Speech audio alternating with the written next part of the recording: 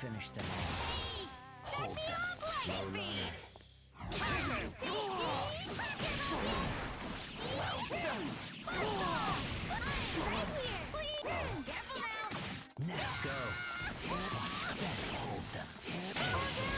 Is that all? Hi. Join me. Can you dodge?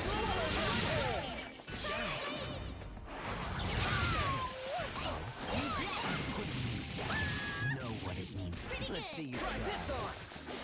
Slow. Try this on. Mine. And snare. Not quite. Slice through. Down. I'll make this interesting. There. Vanish. Too simple. Laughable. Your head in shadow. I reject. Finish. You're everything. Rest now. In the abyss of the night. Unrefined, sluggish, and worst of all, naive. You really think you're worthy of carrying the Nice confirm, but I think that's the first time it actually hit, which is kind of ironic to say. But regardless of how it ended, Grim taking it 3-1 and Phantom Up getting sent to losers. There it is. Yeah, solid show for Grim. I was really impressed with their play. Phantom Op, like that game 4 was very telling that it seemed like Phantom Op just couldn't find their comfort zone. I feel like it was like a matter of approach. Like in seeing them play Ruby Yuzu, I almost felt like there wasn't too much of a difference than how they were playing with Ruby Susanoo, where it was very scrappy, right, as you were mentioning. They might have been better off using some of Yuzu's strengths to their advantage there with what they're kind of encountering within the matchup, and relying more on like Yuzu's range alongside Ruby's assist to cover multiple parts of the screen at once, right? So you have like Yuzu's air buttons and Yuzu's air specials alongside like Ruby's 5P and 6P to just cover multiple parts of the screen and make Grim a little bit more uncomfortable within the neutral game. So just unfortunate, it could be a player tendency that didn't allow for the necessary adaptations, but well played from both of them. As we're going to move on to our next match. Yeah, great showing from either player. I'm always impressed to be seeing just how far the beginners and intermediates can be coming in this game. And that's why I love tournament series like this, because it shows us from a different perspective just how different players can play and how effective it can be regardless of the situation. Almost as effective as your boy Narukami02 doing his thing, already off to a good start. I think that whiffs. No, it didn't. I'm actually shocked. Yeah, for an ordinary player would whiff, not for Narukami02. That's just not happening. There it is. There's the bias. Okay, what I am liking is that Fish Licker is actually like starting to do some Oki on hits. They're not going for any crazy extensions or anything. They're oh wait, no, I lied. Honda. Okay, called it out, but strangely didn't go for the corner. They just wanted to go for the DP routing. And Narukami02 just air DPing right back, no fear in their eyes. They are doing shit, and that's what they're here for. Yes, really kind of emphasizing on live and die by the DP, because I think Narukami only died to DP punishes for the most part within those latter interactions. So Soto Yosuke, level 2 resonance, a pretty tough mountain to climb, especially with as healthy the Yang is outplaying the 2v1 situation, but they seem to be managing thus far. Yeah, I like the fact that they haven't popped Resonance just yet, just holding onto it for now, and playing very passive while waiting for some sort of intervene, which they were able to get with a throw right there. Just gonna be backing off to really doesn't want to deal with Iber, and I like that choice too. Just knowing that you can't really get a good meaty and don't want to deal with any sort of assist call there, but we're gonna be able to go back to the neutral. Nice punish on the out back there. You can't burst on Yosuke like that. Did not get the confirm that they wanted, but this is already looking a lot better for O2. Oh my god, yeah, that's gonna do it. The gang goes down. I feel like that was the problem character, honestly. You don't have to worry about armor, no punish, and able to get the blink.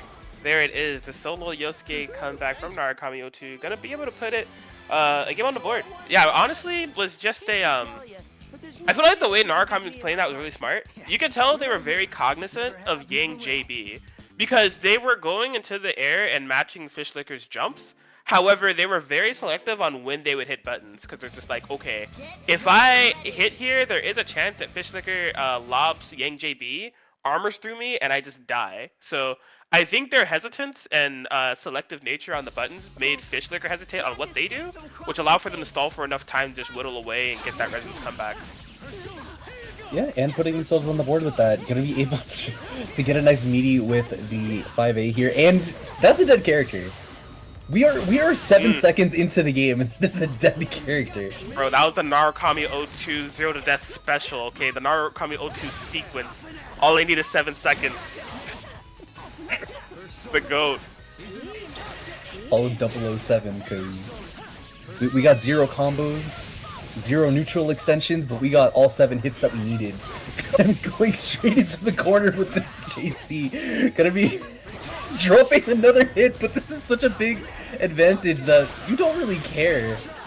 Oh, okay, it was a little too far to get a punish, but oh man, these neutral skip JCs are doing so much work right now. Oh my gosh, okay.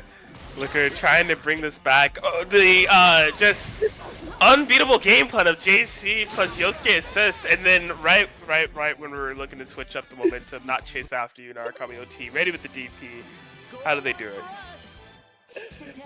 Holy shit, bro. Okay. I have never, ever seen Narukami's 2 and 4C hit like that. That was probably the worst hitbox you could possibly ask for, and they still went for the follow-up. They could have gotten punished and everything. What the fuck, man? This is the only player I could ever see that could consistently bring curse shit to the table, and I'm here for it. What? Did they leave? My goat forgot that it's first to 3. Oh my god, Narukami said, I'm Narukami O2, you're O2? That's my sign to skip. GG's, buddy. You gotta get back here, it's not over.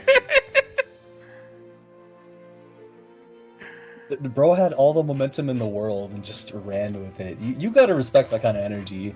I don't even need to play this 3rd game. You already know how it's gonna go. Like, damn! Get ready. Protagonist. The protagonist. The protagonist difference. Or maybe It they're really the gives you like antagonist. that. I don't really know anymore. I just know I'm a fan. Damn, Atkins falling to the dark side. Potentially. It wouldn't be the first time.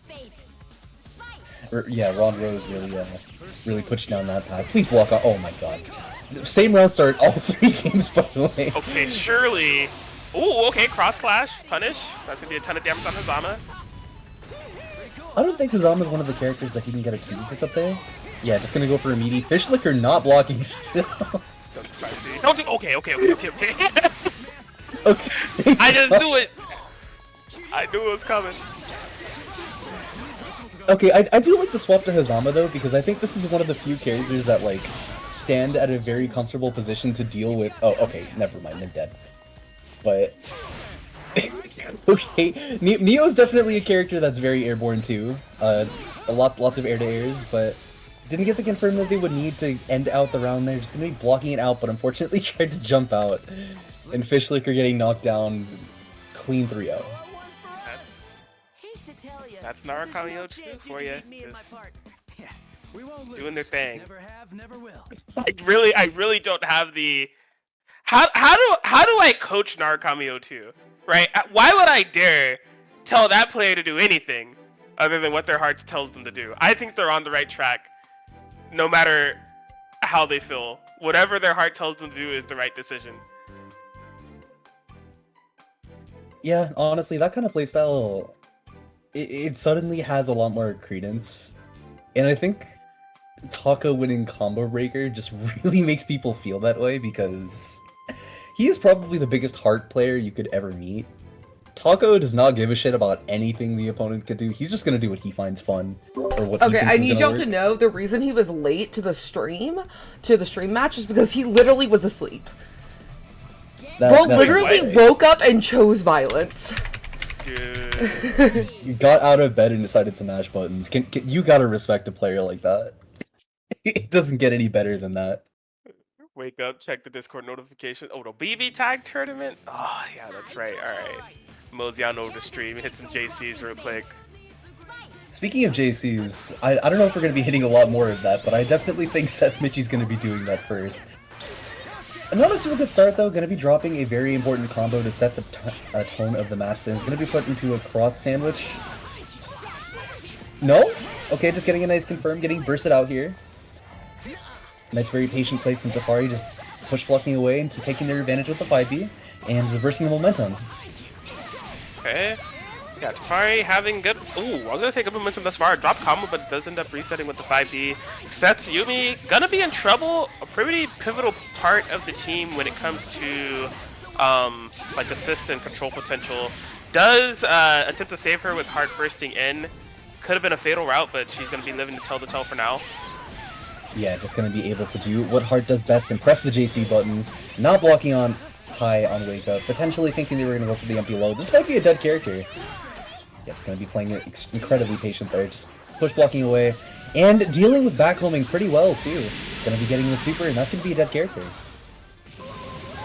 Yep, I like that. Tafari just instantly going into Zeodyne and Scardyne, make sure the heart is down. Like, although killing Yumi is valuable, killing Heart's probably more valuable. Like, in terms of like having to defend against that character, and Seth is, you know, pretty well seasoned on the Heart, like really comfortable with the homing and like kind of safe jump Oki and things of that sort. So, yeah, just isolating it to the Yumi, who I'm not gonna say is worthless. She's obviously very capable in the 1v2 game. However, the win conditions she has from that point are either one, kind of expensive, or two, just kind of rely on like essentially strike throwing. She can do stuff, of course, like EX Snowbird and try to chip you out, but she still has to land the hit. And that does cost the meter at the end of the day. Yeah, you know, as much as people complain about Yumi, this character is very straightforward in how she goes about things. It's just a matter of how efficiently she does so with the frame data to back it up. You know, 6 frame 5A that advances her forward in a 2A that's even on block. 6 frame trap. It's kind of ridiculous that some characters just cannot escape it without universal tools. And that's what makes her ultimately strong, not the fact that she has a ridiculous game plan. And I think that's showing right now because we don't even have Yumi on the screen. We're just calling a lot of assists, which she's also very good at because she has a lot of defensive assists that help you pressure. But thankfully was able to escape it here and is going to be able to get a nice knockdown back into the corner. Yeah, I mean, where Michi shines is when they're able to pilot Heart and use Yumi pretty much just for assist potential, right? If the Yumi's at point, it's not really a matter of that they're losing, but they're not in the ideal position. Like, Heart being the star of the show is where they want to be, and naturally so. That's where the strong point of the team is. The amount of 5Cs I've seen gotten DP'd in this particular set are kind of insane. I don't know if that's a reaction or if they're trying to push block, but it's worked out either way. Just like working out and getting that air dash to punish the run-up 5B after push blocking was a nice adaptation for Michi. Hey, what B Snowbird? What were they cooking? That's such an interesting neutral decision. Okay, I was a little worried that Super was going to drop, but thankfully he's going to be able to just get a nice pickup here and get a little bit of chip on the Yumi here. A lot of flipping to try and avoid any kind of hits, but nice reaction to the double overhead. Going to be able to potentially kill? Yeah, that's definitely dead. For it. Yeah, air raid, going to be going in the heart, full charge 5C, punch, that'll do it. Yeah, last hit and 2. That was really good calculation on Michi's part to be able to kill there. Now, I think between these two players, Michi has a lot more of a defined understanding of what they want to do with this team. Just press Heart JC very how they want to approach, call assist behind it, and get a nice knockdown and they can start doing high-low with. And Tafari's team also has something similar to that. Narukami can get in with 6P and force a high-low, strike throw, and get into Yosuke, who can also do in a very consistent way while also having a good skill floor in terms of damage. But I feel like Tafari's not really taking advantage of a lot of it. He's not only using quite a bit of assist gauge in order to set up that 6P situation, but he's pressing things that are not as rewarding to get hit by, like the 5Cs, or just maybe a fireball. Something like that isn't really going to be threatening Michi enough to make him want to stop what he's doing. And I think that's going to be the big thing. Yeah, hopefully they're able to figure it out here. It does feel like Michi has control. Does find a hit on the landing in order to push to the corner. Needs to make the most of the situation. Yeah, just wanted to back off a little bit to try and deal with the back homing. Gut bursted out, and it's going to be... God, that looks so stupid. I love this character, man. Yumi is so funny. I find it incredibly funny how her 5C hops like 17 years into the future. I honestly forget that she has an overhead follow-up off Rekka sometimes because I never see anyone use it.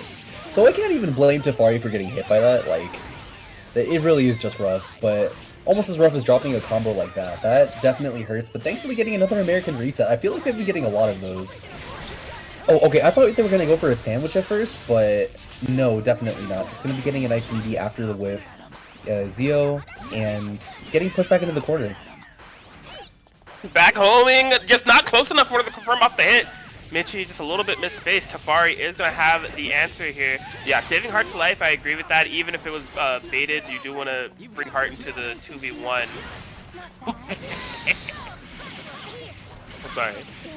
T60. What a move. The evil laugh really just sells it. Dude, it's just such a funny character. Okay, Resonance activation. Tries to go for a pretty messed up interaction. And that was kind of ambiguous where Yumi was going to land. And so the issue with that is if that JC crossed up and Tafari committed to like DP, they probably would have lost. So yeah, I mean, you're really just kind of, you already used the Resonance invul, and I think they were hoping that it would be properly timed, or I think they were thinking it would be properly timed to where it was going to be a true 50-50. But in the instance that that was properly timed, that's just a messed up situation. Because it's just like, there's no right answer. Like, it's either left or right. Yeah, no, you just have to look at the screen and, like, pray that they are on the correct side that you think they're going to be. There are some ways to be able to tell. Like, if Yumi does a specific thing before pressing the JC, then she will always be in a specific point. Like, for example, if you're in the corner and she air dashes at you, you will always get crossed up if she presses JC. Or if she forward jumps instead of neutral jumps, but, like, nobody's fucking telling that in advance. So the air dash one is definitely a lot more applicable. But you're probably not going to be seeing much of it because it's kind of hard to see in general. But I wouldn't say it's hard to see as, like, blocking a heart mix-up, because bro has gotten hit on every single wake-up, and I can't even blame him. Yeah, but that was looking like one of those heart rounds where so long as Setsumichi had the confirms, it was just going to snowball to basically game end until Tafari blocks correctly. That was the big difference maker, though. You know, Setsumichi dropping one of the pivotal confirms, so we're back, you know, to where Michi needs to find a way in. Yumi enabling a lot of it with that 6P to keep Tafari locked down, though.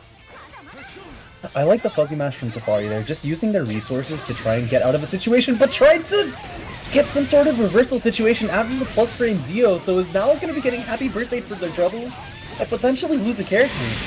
If I had to make an educated guess, I feel like Michi might have tried to pull a Sonic Hood. Like, I could totally see them trying to do like Heart Super plus Yumi 6P, because I would imagine that works with this team, and they just kind of flubbed the execution of it. Oh man, Tafari's really taking advantage of the scrambles here. There have been so many little situations that have came up throughout the game here, where they were able to look at what was going on and just decide they're going to do something to throw off Michi. And I think that's working out really well for this particular set, because Michi's a very structured player in how they go about things, even if they're messing up a lot of what they're doing. But it really does just feel like they're not used to how Tafari plays. and they feel incredibly uncomfortable with trying to answer them because whether it's because of a misinput or a very simple decision make that didn't quite work out in their favor, it just kind of piles on them after a while. And with a character as strong as Narukami, it is a lot more difficult to deal with. A lot of push blocks there too. They are using defensive mechanics to their advantage. I do like the way that they're playing this now. They're just not really able to use much of that otherwise. Just getting hit by a lot of moonsault and slowly but surely getting their health chipped away. Yeah, Yosuke is definitely the way it seems for Safari. Oh man, yeah, you see the push blocks as Michi trying to escape. Yosuke has the lockdown. Safari not quite able to confirm, but has a massive life leader. It's up to Michi to try to bring this back. Yeah, I definitely feel like they need to get hard in as soon as possible. Oh my god. Images taken moments before disaster. That's so tragic. You're gonna be able to get a nice lockdown into the super. Does that hit? Oh my god! Barely! Dude, I play this character and I didn't even fucking expect that. It's kind of insane. Oh. What? Trade combo, by the way. Yo, the heart band discussion. I'm sorry. That was insane! Wait, I didn't know Heart could do a side swap like that. That's actually pretty cool. Okay, I like Tafari doing super there because Michi has represented the fact that they're going to try and air dash to deal with push block a lot. So they did make a good decision there. But it's looking like it's going to be a lot better. No, yeah, a little too far into the combo timer, I think, but just going to be resonancing out and getting a good bit of help, but unfortunately the DP not working out in their favor. That's going to be a 3-1 for Tafari. Nice. That was a really solid run back from Tafari, honestly. Like, it felt like Michi had a lot of control in any like type of openings that were there for Tafari in the initial games, were based off of like some of Michi's drops or just Michi not having control of the matchup. However, I feel like in those latter two games, that wasn't really the case. It was just Tafari kind of outplaying in the neutral and getting a really more solid sense of how they should approach the match. So, really good adaptations. You could really tell that set went kind of the distance for the 3-2 because we kind of saw both players in control at one point or another, but Tafari comes out on top. They'll be moving on in winners. 2000%. A very good way of looking at it because I know people use the conversation analogy when it comes to fighting games a lot, but I think in that particular set it definitely applied more than usual just because of how often those two players were trading based on things that they were answering with before. Like I mentioned with the push block thing, Michi was attempting to do air dash after 2 buttons because they figured that they were going to push block in that situation, so once Tafari recognized this, they started using reversals more. It didn't always work, but they had the right idea to do so. But speaking of right ideas, I'm super excited to watch Bleeds play because last I remember seeing of them, the only real reason that they were getting stopped was because both a little bit of matchup inexperience and just a couple of decisions that ultimately led to their character dying. A cheap special. Gonna be getting a nice Gauntlet Hades there. Yeah, if anyone recalls my commentary for Buin's matches, I'm a very big fan of Buin's playing Ragna or any type of protagonist. He says he's been working on the Ragna and the Narukami. I'm here for it. Just for you. Buin's was also in Japan for like 2 weeks, like until yesterday. So. Oh wow. Riley didn't get to play in the last tournament because they did a bad and got probationed. I'm not gonna talk about that, but oh my god! That class? Okay. Riley is a usual here at BBTag. Gets very far usually, but just hasn't quite been able to break through that top 4 barriers. So. Oh, Buins was brave for playing in the BBTag bracket the day after getting from Japan. I was jet lagged as hell. I didn't really beat those allegations for like 2 weeks, so. The confidence to be able to just swap into Ragna with so little health is honestly insane. They are really just playing their heart out with this character right now.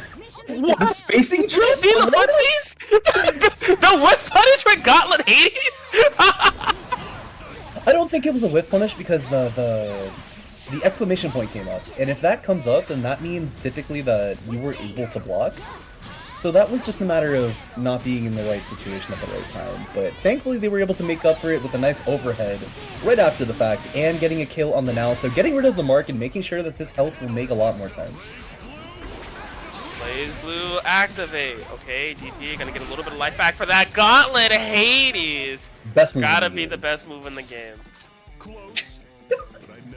You know, I know that was a meme, and that's it came from SoCal. But the more I see this move, the more I just believe it with how it interacts with things. Why is it like this? I mean, that was like a fuzzy Gauntlet Hades. The 5A caught Riley out of the air.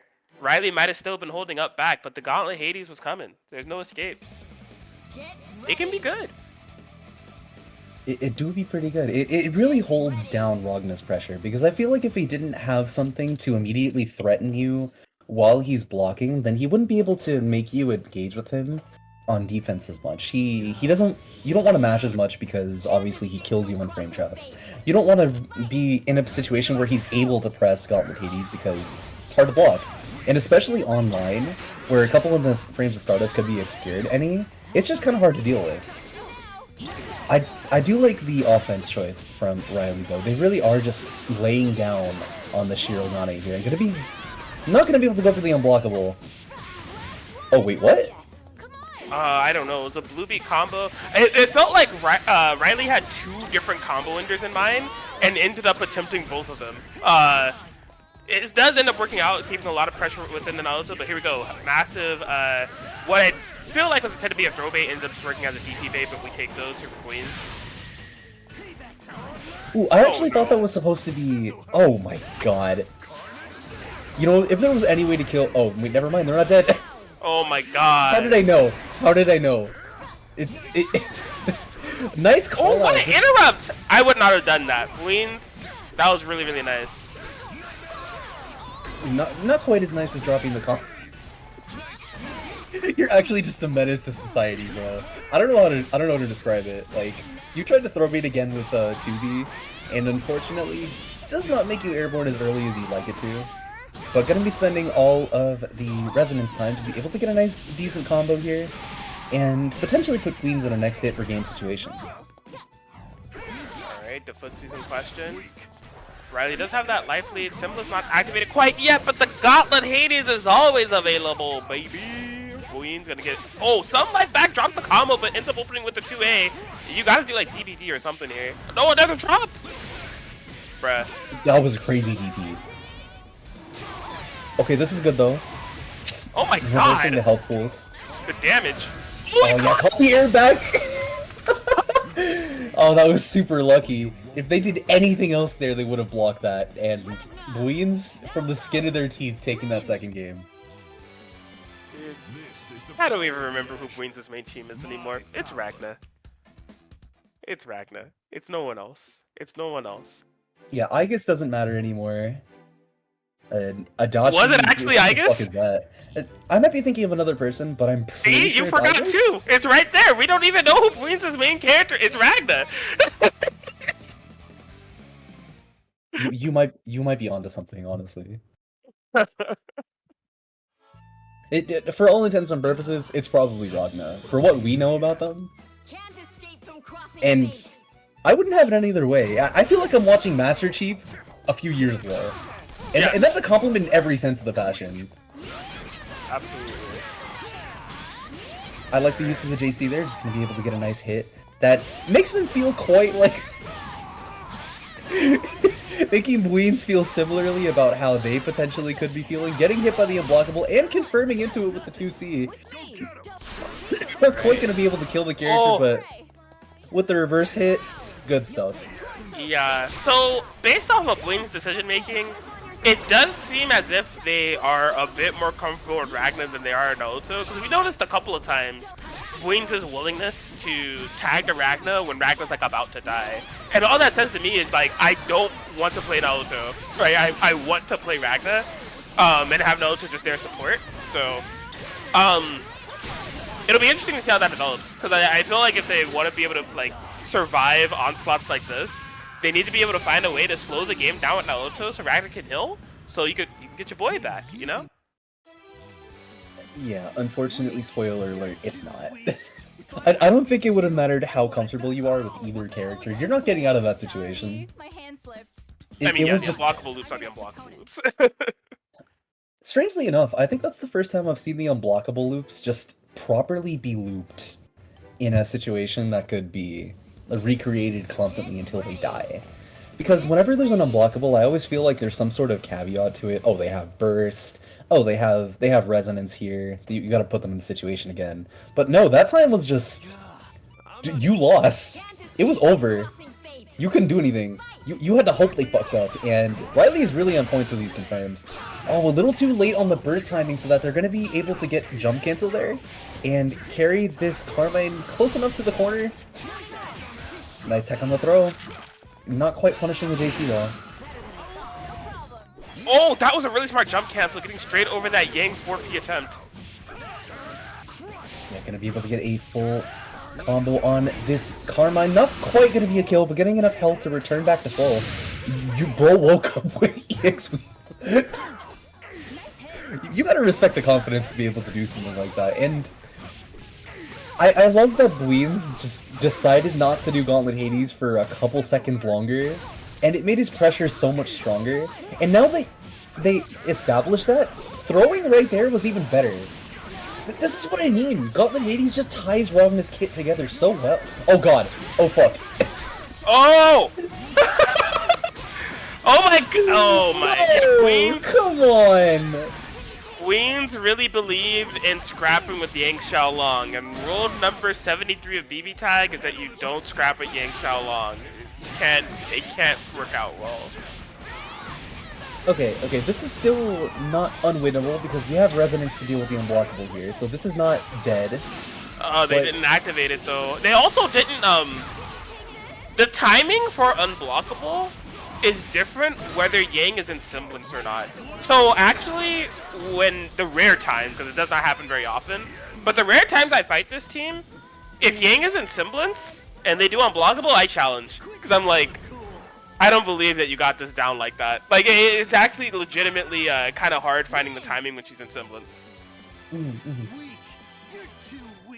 Yeah, because the extra hits on 214 AA means so they are knocked down a little later than usual. Yeah. So you need to be able to adjust for that, and honestly, I could definitely see that a lot of Yang Karm players probably not in the situation where they're able to do that a lot, just because they're probably putting the other person in the corner before they are at 30% health or lower. But and I would not condemn that kind of thinking, because why are you relying on someone fucking up? But honestly, if you're in a situation like that, there's really not much you can do about it. Yeah, fuck it. Why not deal with the Yomi? Just rely on the other person and knowing what you know about them to try and make them fuck up the situation. That's real. And that's probably what you have to do against a team like this. And I'm not really sure if the team swap is going to be making a big deal about that. What a clash. What the fuck? Hello? The big difference will be comfort level, because this is, you know, if I'm not memeing, this is Queens' main team, the Heart Gen, so... It is, he never does well with it. Damn, confidence? I didn't say it. The TO said it, so... Dude, he puts this team as his main team, and then he always wins on some Ragnarok copy shit. Well, you heard it here first. Hey, look, it's already looking a lot better, though. Just... What in the scrimblow was that? Excuse me? Literally, what was that? Wimbly Enterprises type hit confirm? Hello? Why is this character already almost dead? Dude, what happened? Why are you not blocking low? Arctic Dagger, nothing. Okay, 6B on the screen, just swinging away, not quite getting the confirm that they need, but we are going to be pressing 5C to put this Yang on life support.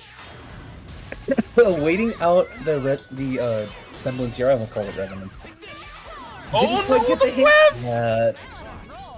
Instantly reversing the situation and putting them a little bit more in even terms. That might be a dead character. Nice jump cancel. Good decision making from both players overall. I feel like that was a very good decision from both. Is what I would have said if we did not go for the 5C straight after. Playing super risky on Bleeds' part to try and open up Riley, and as a result, that Jin is going down. Dude, every time they do 5C, do you know what that is? Their heart yearns for Gauntlet Hades. Literally is begging for Gauntlet Hades. I'm gonna be so real. I was thinking something similar.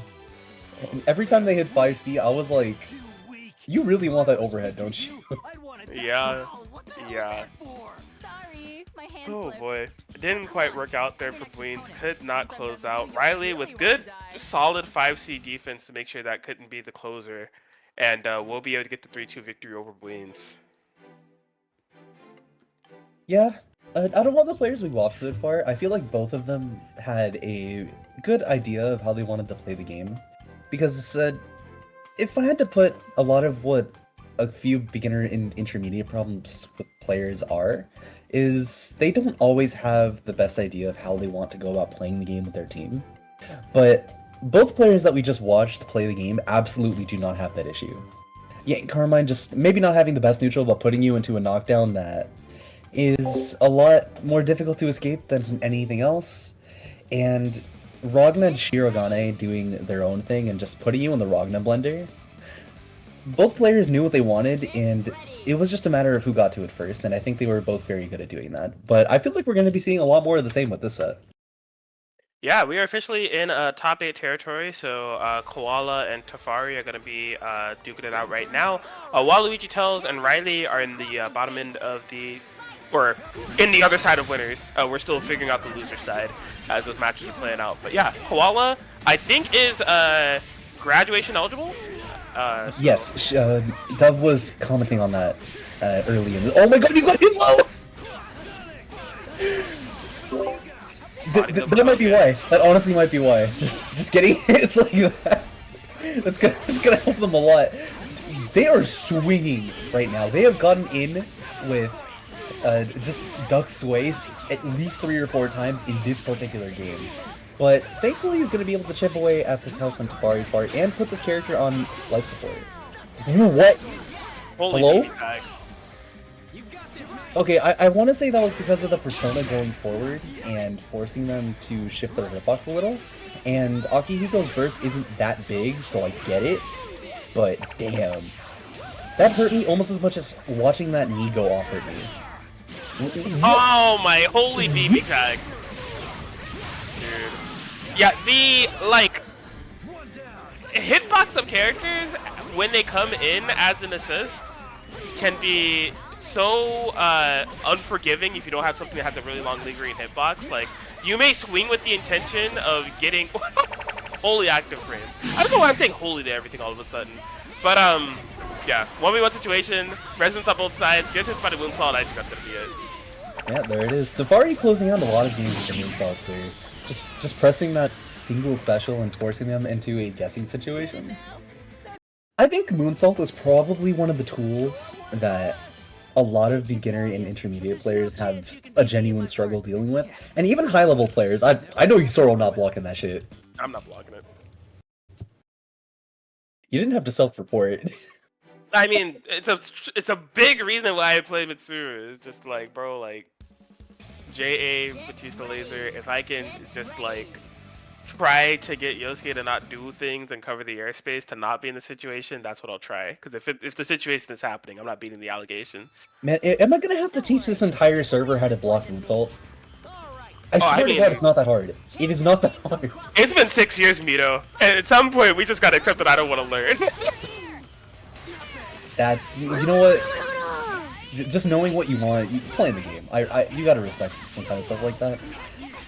I'm respecting it a lot more, but Tafari definitely isn't. They are swinging on these block strings right now. They do not want to be put in any kind of mix-up situation. No, Hachi says, I ain't blocking, bro. I'm corking. True, actually. This is actually the team I feel like I know Koala for a little more. Like, watching them play with Chi, or anyone else from the BBTag server, that was probably the team that they played the most. And Well, while I remember that's not being particularly comfortable with it before, they really do have a solid game plan now. I can easily see myself being put in very similar situations as Tafari, and just getting really wiped from being unable to understand what Yuzu is going for and how Yukiko is supporting it. Yeah, this Yuzu Yukiko team is like Yuzu Hilda Cute Edition. Like, it's having very similar applications where Yuzu's just teleporting and you have the support potential of Yukiko. Tafari frame 1 goes, my mom distracted me. Dude, take the L with grace? Bro, nah, Atkins really said Yuzu Hilda endearing. That's literally what it is. Like, to be fair, it's still Yuzu Hilda, so of course it's very effective. But it's like it's non-threatening. It's HR appropriate Yuzu Hilda. Brazzers Yuzu Hilda. Excuse me? What the frick? What the I scallop? don't even know what Brazzers is, honestly. I just heard that word sometimes. It's a porn site. Oh. Anyway, video game. They are getting hit by these slashes right now. I love the confirms on Koala's part, just really using their knowledge of the spacing to be able to punish a lot of these hits. I'm super shocked that 5e did not beat the curse there, but I guess it just is that way sometimes. You know what? I respect the mash. I love the recognition to get that pickup too. That really does show that Tafari knows how to play their character. I don't know if they thought the push block was going to matter there, but that's going to be that character. Tafari, back down to the solo Yosuke, is what I would have said. I don't think they're dead. Yeah, definitely not. White, yeah, full 5A, Tafari. Activate some resonance, just... AA super, let's How many times do. I've seen this raw super hit, like... 5 frame started though. If he wins this, oh my god. He's a fucking Actual fraud. robbery. The robbery is insane. No, Okay, there no, it is. Thank God. Yeah, just pressing the button to slow down the Yosuke. Create a little bit of a wall so that Tafari is going to have to think a little twice about approaching the way they are, and Koala putting themselves on set point. Indeed, narrowly able to do so. I feel like Koala is very obviously playing very comfortable, right? And in that comfort level has maybe misjudged Tafari's awareness in certain situations, which is how I feel Tafari was able to bring that 1v1 so close in the first place. Just catching Yuzu off guard, forcing 1v1 situation, and then like kind of staying on top of Yukiko. Not being afraid to threaten with the reversals either, saying like, you know, you're a little bit too comfy on the aggression, I'm gonna have to tell you to stop.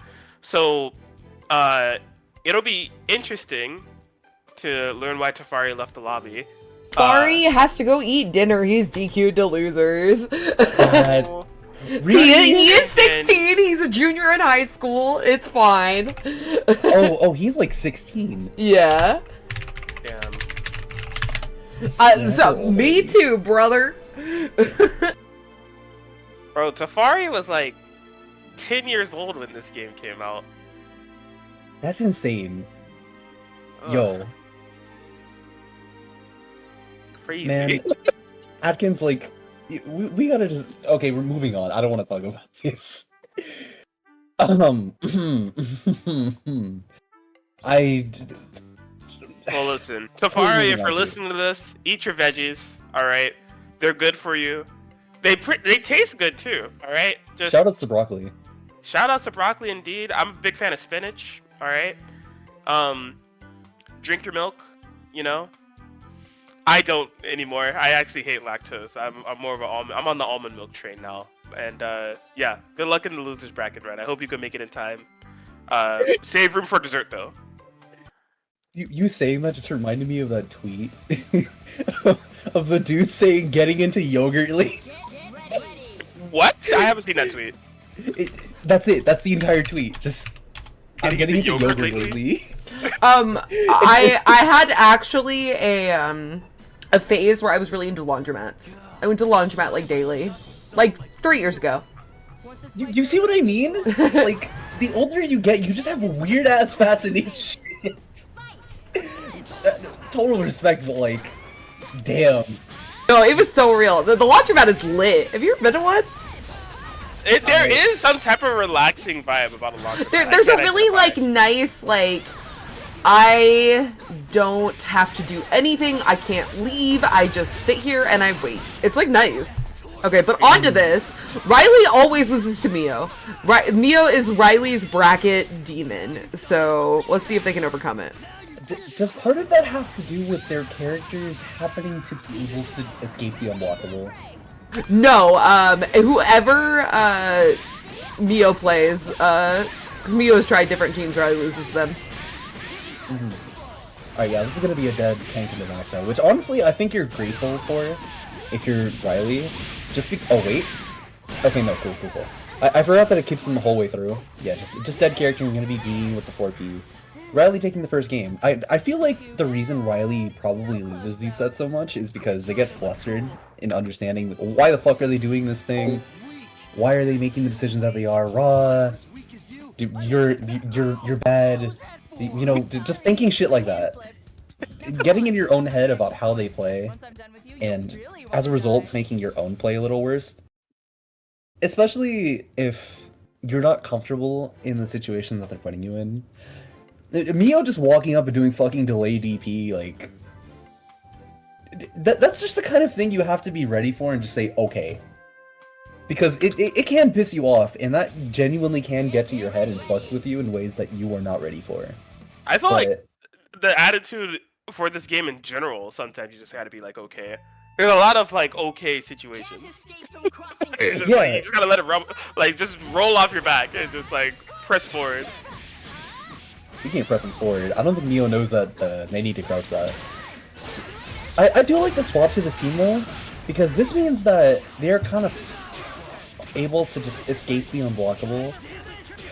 Granted, they were not out of the situation, but like being able to deal with that as a whole is definitely a lot better than not. I think they were okay. Oh my god, they're okay. I feel like that is just a massive testament to how aware of Waluigi Tell's tendencies Riley is, because there was multiple opportunities for punish, but Riley was very obviously not comfortable taking them, and Waluigi very much knew that in previous interactions they've taken it before and were able to get away with murder. Yeah, no, and I actually don't like that. I don't like that at all. I don't think going for DP there was definitely the best idea, because now you put yourself in a situation back into neutral where now the tank is dead. I think you could have extended the combo a little more so that you could waste more of the resonance time.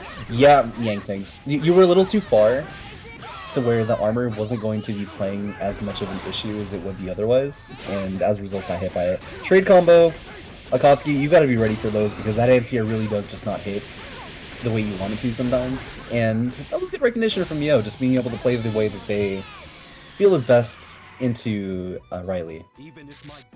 Yeah, it was... Riley was getting a ton of mileage off of the Ying JB, and rightfully so. It's an amazing button. For some reason, Mori thought that it needed guard point armor, and to this day, I don't know why. However, despite those properties, if something is headable, if something's made to anti-air and made to be jump-ins, it is going to work, and Akatsuki 5B being one of those buttons comes out on top in those instances. So, yeah, really was just a case that Riley was going to have to employ more ground game in order to outplay the Akatsuki 1v1, which was a total mindset shift of essentially what you don't have to worry about with Blitztank if they aren't showing parry, right? Because Blitztank is so huge. So just hitting Ying JB from damn near full screen can have some type of presence. Yeah.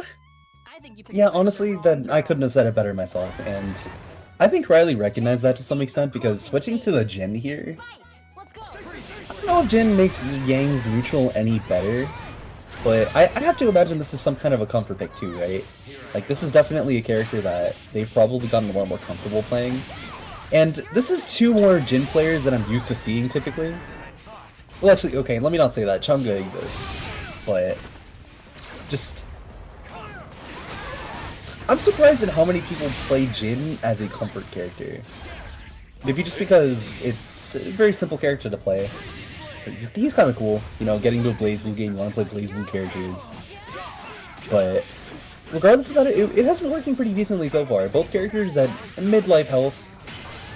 but is making good use of the tools of both of them to be able to kill tank. Oh, didn't even try to... Yeah, you gotta push block in order to punish that. It's a little bit of a knowledge check. Whiffed 5B is gonna get punished by the Jin, but no full pickup! It probably has to do with the comfort level of the team. I don't think Riley was ready. Oh yeah. Boy. Okay. The confidence to just be able to... Oh, punish? No, I didn't think that actually worked. What? I didn't think that was gonna work either. That has way more recovery than I thought. Or Akatsuki super fast. I think it's a mix of both.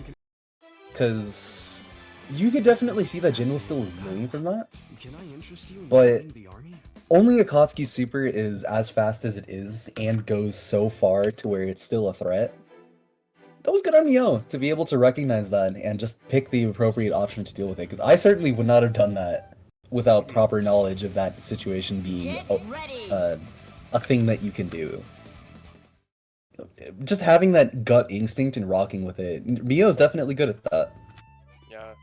Riley... You guys So... can't escape from crossing. What I'm noticing is that, like, there's just a couple of knowledge checks, I feel, that have, that are kind of making the difference. And I can see playing like a player like Waluigi who has the Blitz tank, right, and has this very eccentric playstyle, right? Waluigi does a ton of, like, crazy options. That could get the better of you. So, like, it makes sense why this has been, like, a really tough player matchup for Riley. Because, like, on that ladder sequence, right, from the previous game where it was Yang, Jin versus Akatsuki, and Akatsuki just did see Tatsu as a wake-up, Riley not punishing was a difference maker there. That's what allowed for Waluigi to get momentum. So, there's little things like that I've noticed throughout the set that is giving Waluigi the edge, where otherwise Riley's playing great. Yeah, absolutely. Just very little things that ultimately led to the risk-reward not being in their favor in the ways that they would like. That's gonna be dead character?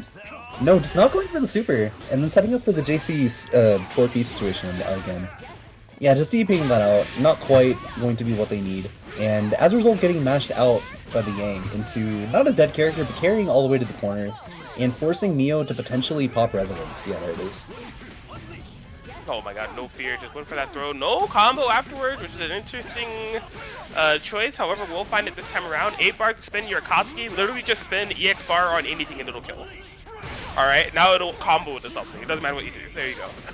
Yeah, you can tell he's Akatsuki's a Shoto, because he really just pulled out with the Alpha 2 custom combo type shit when he's in Resonance. He really just does whatever he wants, and it's kind of...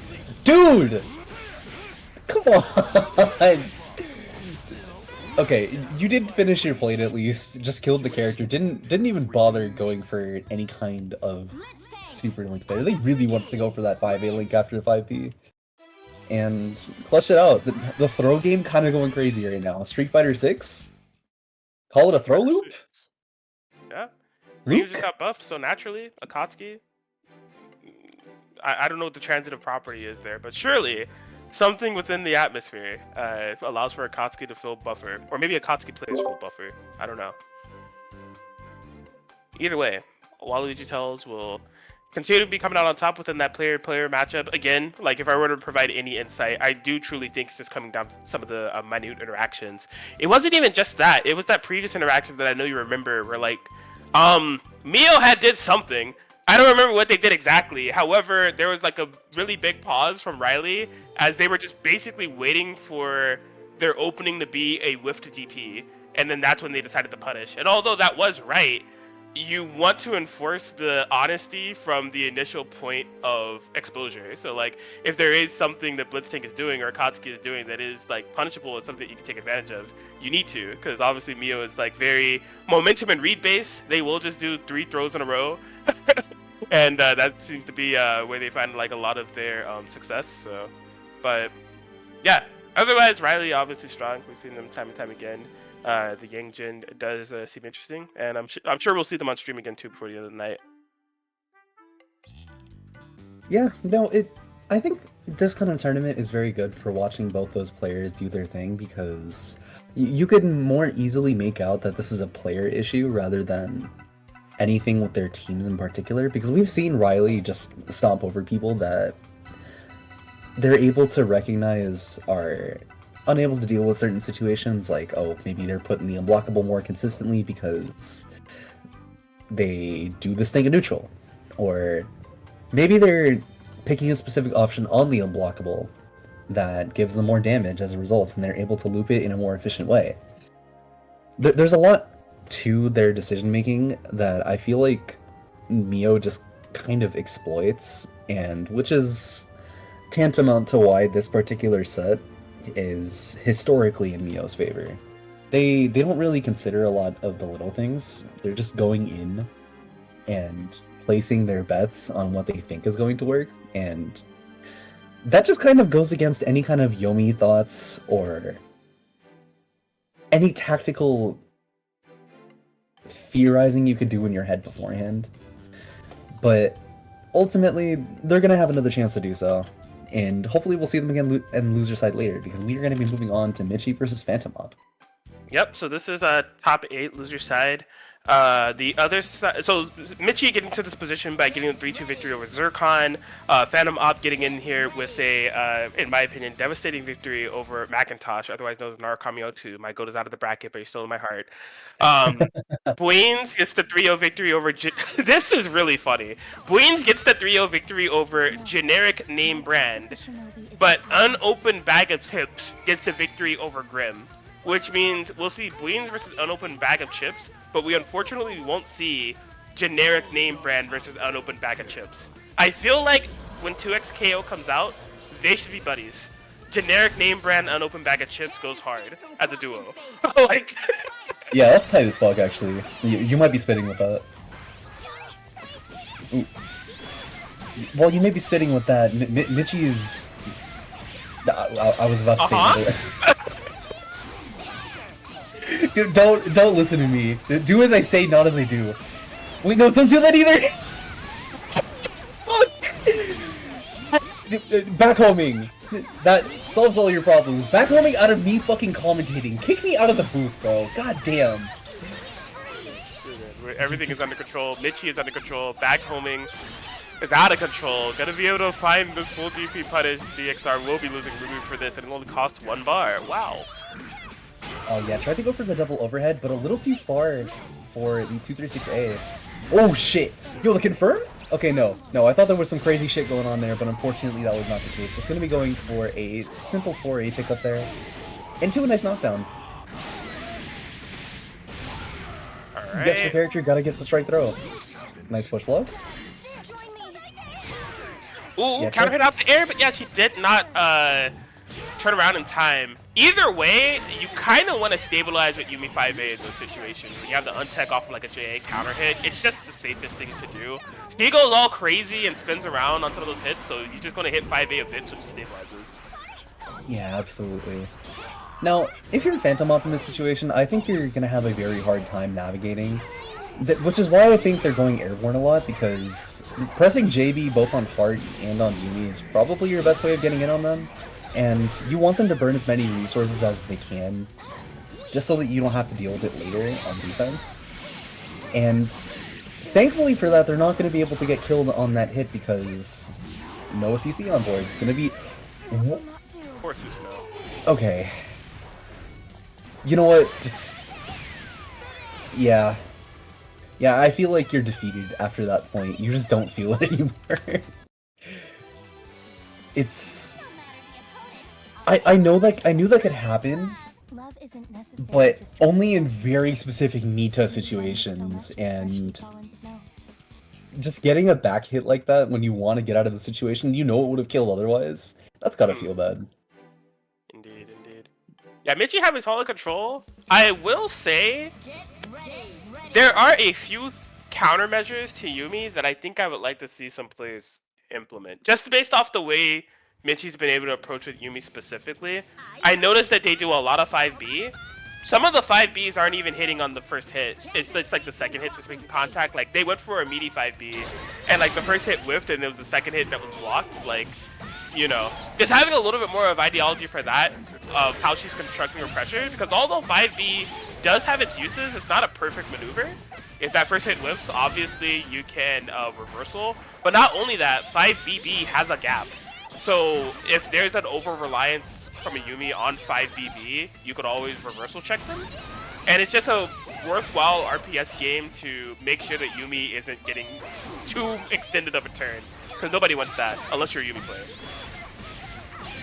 Yeah, unless you're the player themselves that are able to exploit from that, but thankfully not gonna have to worry about it too much for now, because we're gonna be able to get a nice block on the incoming here, and getting a kill on the Susan, which, honestly, if you're Phantom Up, I feel like you'd prefer to have the Susan dead here over the Ruby, because Ruby can definitely play the neutral and scrap with both these characters much more efficiently than Susan, which makes a big difference here. Almost getting the rejump after the third JB there. Interesting choice and pressure, but thankfully he's going to be able to escape, not quite getting the confirm that they needed, not going to... No, they do build a bar for that, and that's going to be a dead character. Dude, 5C built so much bar, it's hilarious. Victory is mine. They're trying so hard to make you use this button by buffing it every patch. It's insane. What happened to Shame? Love isn't necessary to striking down evil. It can be done with so I think we lost Shame the moment we booted up BBTag, let's be real. I can't argue with that. Like, you got fucking Mitsuru over there doing her thing, and you can look at me and tell me you're normal? Well, I mean, to be fair, the moment I booted that BBTag, as in the first time, Mitsuru didn't exist yet. So, I was honest. I was just, you know, hitting Yang buttons that didn't function as they do now. She couldn't even combo off a JC. And doing extremely honest Batista assists. You know, it was fair and honest gameplay. Don't you mean the same patch where Batista had slow ball 6P? You know, one of the most broken Actually, assists. no, wait, no. In Vanilla, she did not have that. In fact, her 6P was terrible in Vanilla. Wait, so that was like a 1.3 change? Yeah. Vanilla, her 6P was 214B. Oh. Yeah, it was like very awkward. It was not great. Yeah. However, she did have 214C. That's the big slow ball that you're thinking about. That you could throw an active switch into, and that was basically my win con. That was my gameplay. I threw Yang 6B, did a big slow ball, and said, okay, this is the neutral now. The neutral working very well for that character, just like the one that we were watching for the last 30 seconds working very well for Phantom Op, and a nice confirm to really supplement that feeling too. Both characters on Michi's part bleeding. Yo, the patience is insane. Just blocking it out, getting the throw, a nice tech, gonna be able to whip punish the 5B and get a dead character, and a little bit of solace in seeing that super working properly after that first time. Right. Okay, instant resident. Oh, dang it. No, don't make it seem like that was a guess. That's like 32 frame startup. They... I don't know. Yeah. You could say such a thing. You're really exposing your old man reactions right now by saying I would have not gotten hit by that. Yeah? I can say that with extreme confidence. Alright, word. I feel it. A god press on my wake up, or like within a block string, or within like some type of oak, like yeah, sure. But like a god press after I activate Resonance, I don't think that's hitting me. I don't think so. So it's more based on the context rather than being unable to do it. Oh yeah, no, I will get hit by god press, but after Resonance, I'm not convinced. Just like I'm not convinced of why Phantom left the room. They Maybe probably another cried. connection issue? Yeah. Man, Phantom Op with the Phantom dropped frames, you know what I'm saying? Nah. You gotta chill. We've said a lot of shitty jokes tonight. I think that takes the cake. Yeah. Is it at least a chocolate cake? It's the only cake that Red velvet. With a little bit of cream cheese. No, I'm not I don't know why I don't like red velvet, but like, I don't know, bro. It always has too much frosting. It tastes way too artificial. I'm not a fan of red velvet cake. It's definitely an acquired taste. Like, you have to have a specific kind of taste buds to really enjoy red velvet. You gotta be 55 plus. I love know, Red bro. Velvet. Fuck you. I do want to say this game is peak because every single emote is like long lasting. Like it just keeps looping. That's Yeah, one of the things watching that the pisses stream- me off about Exard is like the emotes don't loop. Mhm. They do it once and then you have to do it again. Like the only ones that do that are like sitting down. I do love how static they look too. Like Liz is just in a singular pose, hopping several times over and over again. She And hop off. usually that'd be an issue, but it's just kind of cute. What is Beckon? Oh, okay. Come here. Okay. Come hither. Me when a bad bitch tell me to do something? Hello? But yeah, no, I think this is a good pause to be able to just let Phantom up. Think about 45 how they wanna- minutes? What about 45 minutes? Dude, and so Phantom Mob says room crash be back in tilde 45, and I think they meant like 45 seconds, but then Tafari's like 45 minutes! 45 Mika! Much better. This bracket is never ending, brother.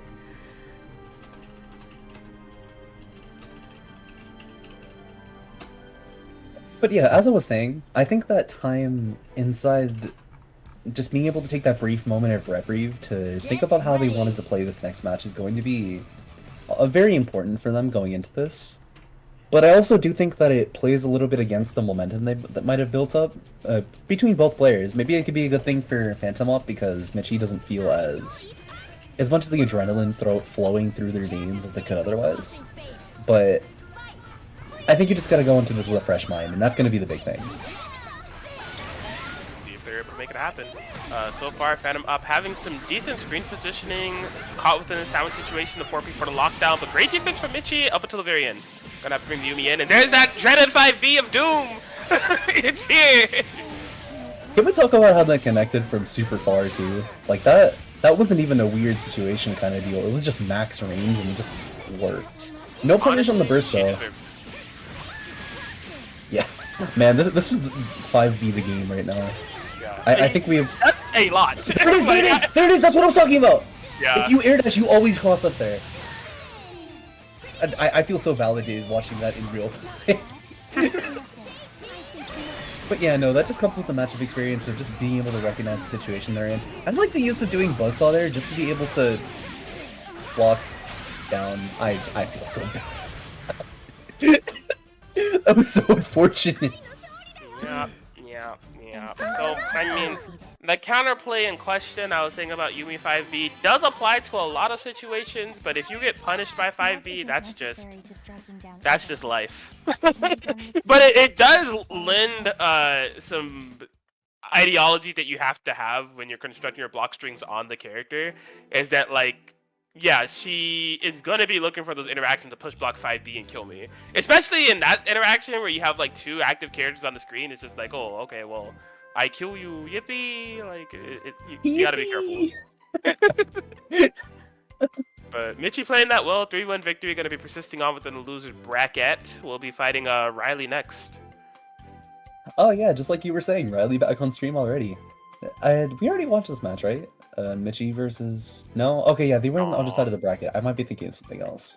Yeah, the next match is probably gonna be Buins versus Unopened Bag of Chips. Yo! I'm actually kind of hyped for that. I love it when people have fuck-ass names. Just so when they pull up with the most mundane shit, it's such a contrast. Yeah, Unopened Bag of Chips is quite the tag. They also had the their... what is it called? Sponsor tag? Clan tag? The prefix is Starlight Zoe. So Starlight Zoe and Unopened Bag of Chips is the full tag. That's their government name. I actually don't know the many Zoes, so when I hear the name, I just think of like Grand Blue Zoe. When Just with a someone really... when someone was like, "Hey, are you Bweens, get real, get fucking real, Bweens." When someone asked them like, "Hey, where you want to meet for our losers match?" That she was like, "Oh, Bag of Chips was like, are you?" They were like, "Are you an open Bag of Chips?" And she was like, "I'm about to be opened." Yo! That's so hard though. It went so hard. That... That would only work if you set up for the fucking joke. You know that they were planning for that. That's perfect, and honestly, I can respect it. And I see a lot more of what they're going for and what they are as a person just from their tag, as well as the characters they play. You know the characters they play are just characters they find cute. Like, Labrys and Liz, March 7th on their tag. Alright, bro. You know what it is. You know how it is. I think that's the first time I've seen the slowness of Labrys 5A, or DP, excuse me, actually coming into play. Yo, Tager 6B doing something? Command grab hit stun, dead character by the way. Yep, that'll do it. That can kill a tank. The Labrys is low. Bag of Chips recognizes, gonna be able to bring Liz in. Against Wings is solo Tager, level 2 resonance. What could Tager possibly do? I gotta question the validity of picking Tager into this matchup, right? Wait, this fuck ass! I need this guy out of my brackets. Please graduate already. Even if you're like a Tager main, right? Oh my god. I feel like Liz is just inherently not a fun matchup to play into. Just because this character thrives at keeping you at a specific distance, and Tager is not very good at dealing with that. But thankfully gonna be able to get a nice combo. I like the recognition from Bag Up Chips to be able to go for the extension with assist instead of doing 2C, 2-1, 4C, because I'm 90% sure from that distance, the first hit that typically makes it combo from 2C would whiff from there. So they were just using the recognition from the spacing to be able to get the confirm that they needed. And that played a very big part. Good stuff to them. Very, I just had a thought here that is making me sink in my chair. Because I was going to comment on Buins' Tager combo structure, where they're going for, like, gimmicks that are over, like, 16 years old. And then, like, I realized those gimmicks are, like, maybe older than Tafari. Yo. Maddie is 16 too. Maddie, she just turned 16. She was born, wow, when was she born if she just turned 16? She was, like, 2008, right? Right when BlazBlue came out. Okay, wait, hold on. Grappler things? Okay, we're cooking? That is hella dead on the Labrys. Yeah, I intentionally gripped to that because I did not want to fucking hear the age gap thing. We don't need to talk about this. Why is the grappler grappling so well? Fuck. Thankfully Tager, so like, not like you could punish it that easily. Nice mash on the Persona. Gonna be able to get it. Right, at least as TMN BBTag is just a daycare. And Minutame's 17 if I can remember. You know what? Calling it a daycare is definitely a good way of making you cope. Y'all fucking babies. But you don't even know what a DAP is. All it says in 2008, I was walking to the gas station for hot fries and a Monster Energy. So true, brother. I have absolute trust in you. Word to that. That's what makes us a great team. What did they mean by this? I'm actually kind of confused. What does that imply? What? Are you familiar with that's very 2008 energy. So hot fries and a Monster Energy. Have you had hot fries before? Do you mean hot fries like fries that are literally just hot, or like no spice? spicy chips that are shaped like fries? I'm gonna blame Florida on this one. Yeah, this is probably a Florida thing. I'm a Florida moment. Hot fries is a type of it's a brand of hot Cheetos. I see. Okay. That doesn't sound that bad. That does not sound that bad. Just like being able to backdash that command grab was a very good choice from Bag of Chips there. They are not getting put in the blender again. Ops is able to punish the DP with a very well-timed 5P. Gonna be put back in the corner though. Guess for character. Backdashing again, good choice. Just gonna be air dashing out. Okay, how does her axe work in this game? Does it just fill over time? So, Axe is a lot faster than it is in Persona. She always his at Green Axe. I don't know if it's also like that in that game. She starts at Green Axe, yeah.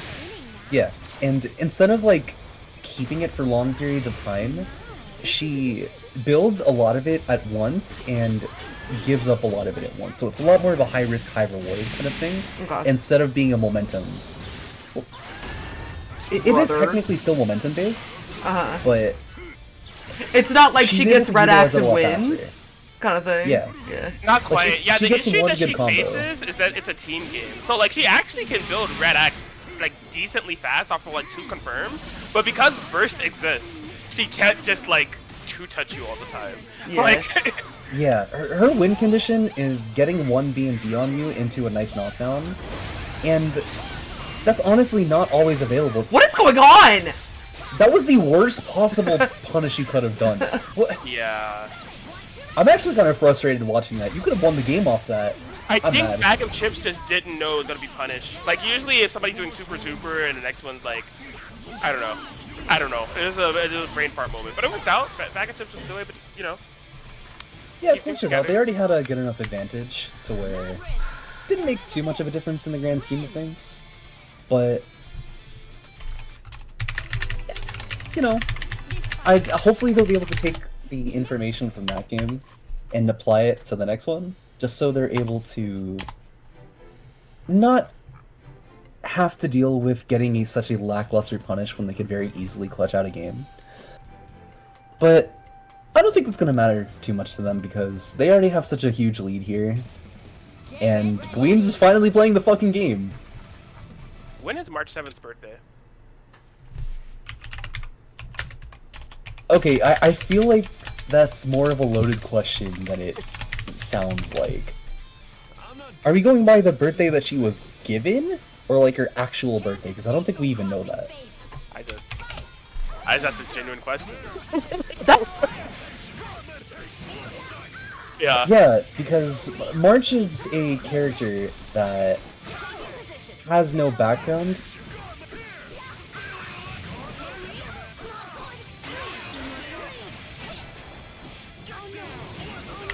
Released?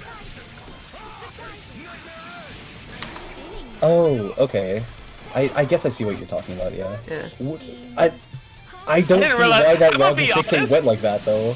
I'm gonna be honest, I didn't realize I asked such a deep question. I play Honkai, but I'm a known story skipper. I didn't know it was actually... My thoughts on Ranmei? Yeah. She's cool, you know.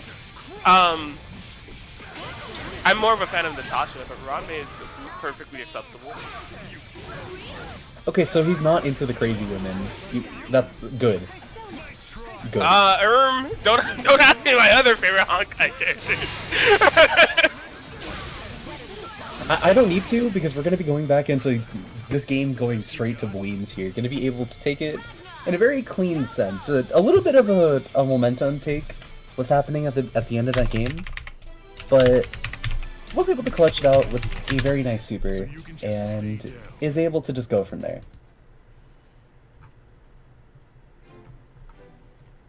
Oh, I see the thing now. I see the My thing. bad. I'm getting distracted by Honkai discourse. I'm sure Bleens did great things. I see the thing.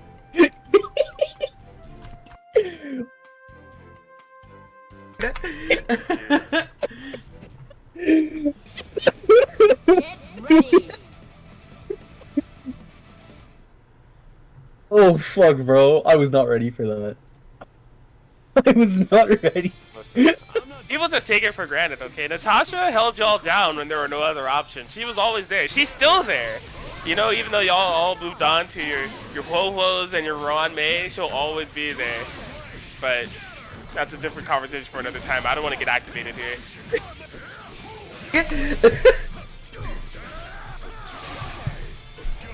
I mean, they're spitting. They are technically true. That's subjective.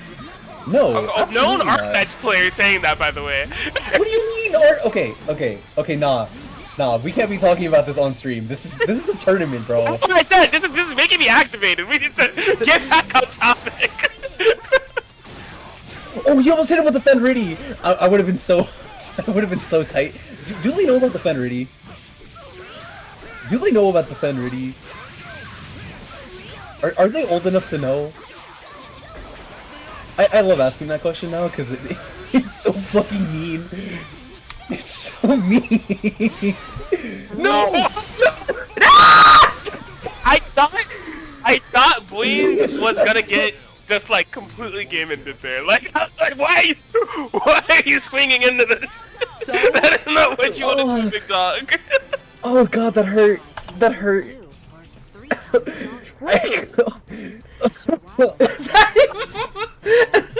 Queen said those truly were games. Thank you for coming, Bag of Chips. I would love to see you back. We run these every 2 weeks. You had a very, very nice team. I'm sorry you ran into fucking Queens. Don't ever come to my birthday party. Unopened Bag of Chips was good culture. I'd like to see them come back. Yes, please come back. Come back so you could hit them with the super. I think I lost my voice. Cough hurt my throat. Queens was standing at the edge of like the Grand Canyon, right? And said, "I want to do jumping jacks." Like that's what they said. Literally, feet were on the edge, or just like, "Yo, I'm gonna do a flamingo stance right now. 1 foot up, I'm gonna hop around." And it worked out. They survived.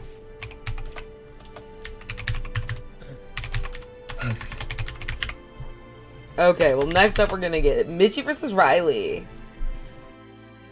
Cool.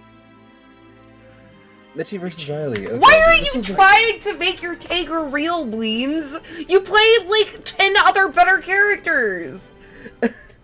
Making Tager real is an oxymoron. Tager's never real. Tager is never real. I'm actually trying to make my Tager real. I think Dove was referring to the triple DP. Okay, but to be fair, I think you had to DP like every single time in that situation. It was just, it hurt. Oh, he says he wants to play a grappler where, like a slow grappler where he doesn't have to do a 360. That actually makes a lot of sense. Okay, but, Riley. Okay, so this is actually a team. 720. This is actually a team Riley has been working on. Chie Batista. He has been. They have been working really hard on this team, so I'm excited to see it. Shades of Gouda. It's a good team. The thing is, like, if you have power charge as a win condition, you have to use it. Because with Batista being on the end, as opposed to some of Chie's other partners like Yumi or what else is there? There isn't like other like damage outlets that you have. Like Chie's damage is alright, but yeah, if you have the power charge confirmed, I think it's totally worth it. And you get support potential. Like Batista is goated at that, so. Ooh. They definitely did get the punish that they wanted. Just using the 6P to try and run in as much as possible. They've been getting so many small hits that haven't really like led to much because they're using all their meteor on meteors. I think this is the only person I've ever seen like set up meteors and not just fucking do it. Yeah. That's the thing is like Chie is kind of deceptive. Like she is a powerhouse, but she requires proper resource management. Like if you're like doing a lot of meteors or push blocks and you just have like Chie with like no resources, she doesn't really hurt that much. Like yeah, no, she's a character that really just like touches you a couple times, and that's where the damage comes from. But holy oh wow, Batista 5P. Rare situation where Batista 5P doesn't work. That was weird. I see it happen sometimes, but I wasn't expecting it to happen there. But was able to stabilize. Riley getting that first game 1-0, and I mean, it's interesting, right? Like I feel like the purpose of this team is a matter of wanting full control over Mitchie's playstyle. I don't really feel like it's a true implementation of trying to like push Chie Batista in terms of like power charge or like amplifying the win condition. I think it's very calculated in the sense of I want Chie JC up there as a no-fly zone for Heart, and to enable that, I want some of the best assists in the game. I want 6P to cover the ground, I want 4P to cover the sky, I want 5P for lockdown. So it's very, I feel like more of the notions are counterpick-esque, and I kind of see the vision. Yeah, no, absolutely. The thought process behind that is definitely sound. I just don't think they're able to utilize it the way that they would like to, especially considering how little damage both sides on here. Like, you have the Oki down, you have the neutral down. It's very clear that Riley just feels comfortable using this team into Seth, but I don't know, I don't feel like it's going to make too big of a difference until we get a hit like that. Oh man, she could have died. she definitely could have, or at least gotten really close to death. Yeah, no, honestly, I feel like this is just a situation of, like, yeah, I'm comfortable with the character, but I'm not quite optimizing the hits that I need to just yet. So it's a lot of little hits that are adding up over time, rather than confirms that are going to mean something. And that's a huge thing, because Chie is known for blowing you up after a certain point, and since... Yeah, Chie is the Grinch that stole the bracket. Yeah, no, something like that. That's what we call, we had a Shadow Chie player in the Persona 4 bracket, in the arena brackets, and they called him the Grinch that stole the bracket. Shadow Chie in a beginner bracket, that's... Dude, and he was from EU, so he had to hit the 2 frame on, like, delay, like, rollback, like, high ping and rollback frames. It was really funny. That is very much so beginner tournament nightmare difficulty.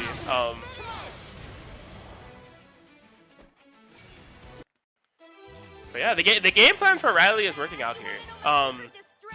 All it took was for me to see the game one, and I kind of fully internalized what their goal is here, and it's effective. So, yeah, really, the pressure is on Michi now, because theoretically, if Riley's going to continue playing this way, Michi should have the resource advantage, to where Michi's hits are going to hit a lot harder than Riley's. So it'll really come down to strategic positioning. You know, you're going to be locked down. You can't fly in as easily as you could previously with Heart in this instance. And your Yumi assists are going to have to be a little bit more wiser. But if you slow things down, you know, block it out and pick your spots, it is doable. And again, on average, you should be doing more damage. Yeah, on average is kind of an understatement, because, like, anytime Heart touches you, she's typically doing at least 5k. Whereas Chie or Batista damage is way lower than that. Especially off of stray hits like this, you're barely hitting 4k. And yeah, I mean, Riley like has had to land like 5 hits to kill a character. And I mean, here is the first Yumi combo, just casually doing half of Chie's life bar. Like, that's kind of exactly what I'm saying. Like, if Michi's able to stabilize, and like stay calm, they should come out on top. yeah, and having the opportunities to be able to do that is definitely a big thing. I'm honestly super shocked Yumi recovered in time to do that. That's super shocking to me. The confidence to throw in that situation is unparalleled. You really have to be confident in your decision making to be able to do something like that. Nice tech, can be able to put Batista on a bit of a back foot here, just because the character is probably not as comfortable as Batista would be, especially if you have low health like this. I want to say that JC was because of a health or like an input buffer instead of anything else. Good spacing to be able to get the side swap there too. I don't know how I feel about this combo though. Tried their best to stabilize it, but yeah, Riley doing a good job of just, yeah, if it ain't broke, don't fix it. JC has been a massive hindrance on Michi. Batista assists have been a massive hindrance on Michi. So I'm just going to keep running this game plan until you're able to find a counterplay for it, and Michi couldn't find it. So Riley got to be able to take it 3-0 in strategic fashion. Like that's gonna be a mountain for Michi to climb that I don't know if a lot of the other styles of teams that I've seen tonight are really gonna put them in that type of situation. But yeah, Chie Batista being played in that fashion is something that's gonna require like a complete mindset shift in terms of approach when they fight Riley in the future. Yeah. Especially if they consider sticking with this team in particular. It's really just a matter of their mental not letting them get to the point where they need to be in terms of picking up how they want to go about playing it, because like you said, the best way of going into both Chie and Batista, and especially both of them together, is just slowing the pace of the game down, showing that you don't really care that they're winning neutral in this way. You just want to take space and force them into the corner where they're much less comfortable playing the game. They have to be a lot more preemptive in how they move, or how they go about using their resources in order to get out. And with your higher risk-reward, that's a lot better. But ultimately that's going to be something for next time if they do end up running into each other. For now we're going to be having the Pro Tag battles. Indeed, Tafari versus Balloons. Didn't Tafari also used to use Adachi Yosuke? I feel like that was a thing. Yeah, he sometimes pulls it out. For sure, for sure. He dual mains Narukami and Yosuke in Persona 4 Arena, so. I feel that. And I mean, this is a good team, so. Yeah, Persona 4 enthusiasts, you love to see it, bro. Bro loves the bros. Probably also a little bit gay, but It's Pride Month. you gotta respect it. Just like we're respecting this Wagner blocks right here, just playing it out until we got matched on here. Nice block! No, it didn't crouch the second hit! They don't know! This is fine though, we gotta teach them all, and just for anyone that doesn't, you can crouch the second hit of Gauntlet Hades, and you can get a full punish because you can't jump cancel the first hit. Yep. Didn't quite get the punish that they were liking there, and is gonna get supered as a result. Single hit GHC, not quite gonna kill. This is gonna be a single hit into kill character. Yeah, just super out. Dead character. Nice timing on the incoming to be able to recognize that they probably want to switch characters. It's gonna be... I do not agree with that. I don't agree with that at all. Yeah, that's why. Like... Hopping Resonance is such an interesting thing to watch people do. Because it's a resource that requires proper routing or proper recognition of neutral to be able to do safely. Yes, you're not ever punishable after doing so, but like using it as a walk-up throw bait doesn't ever actually get you anything because your opponent is still massively plus.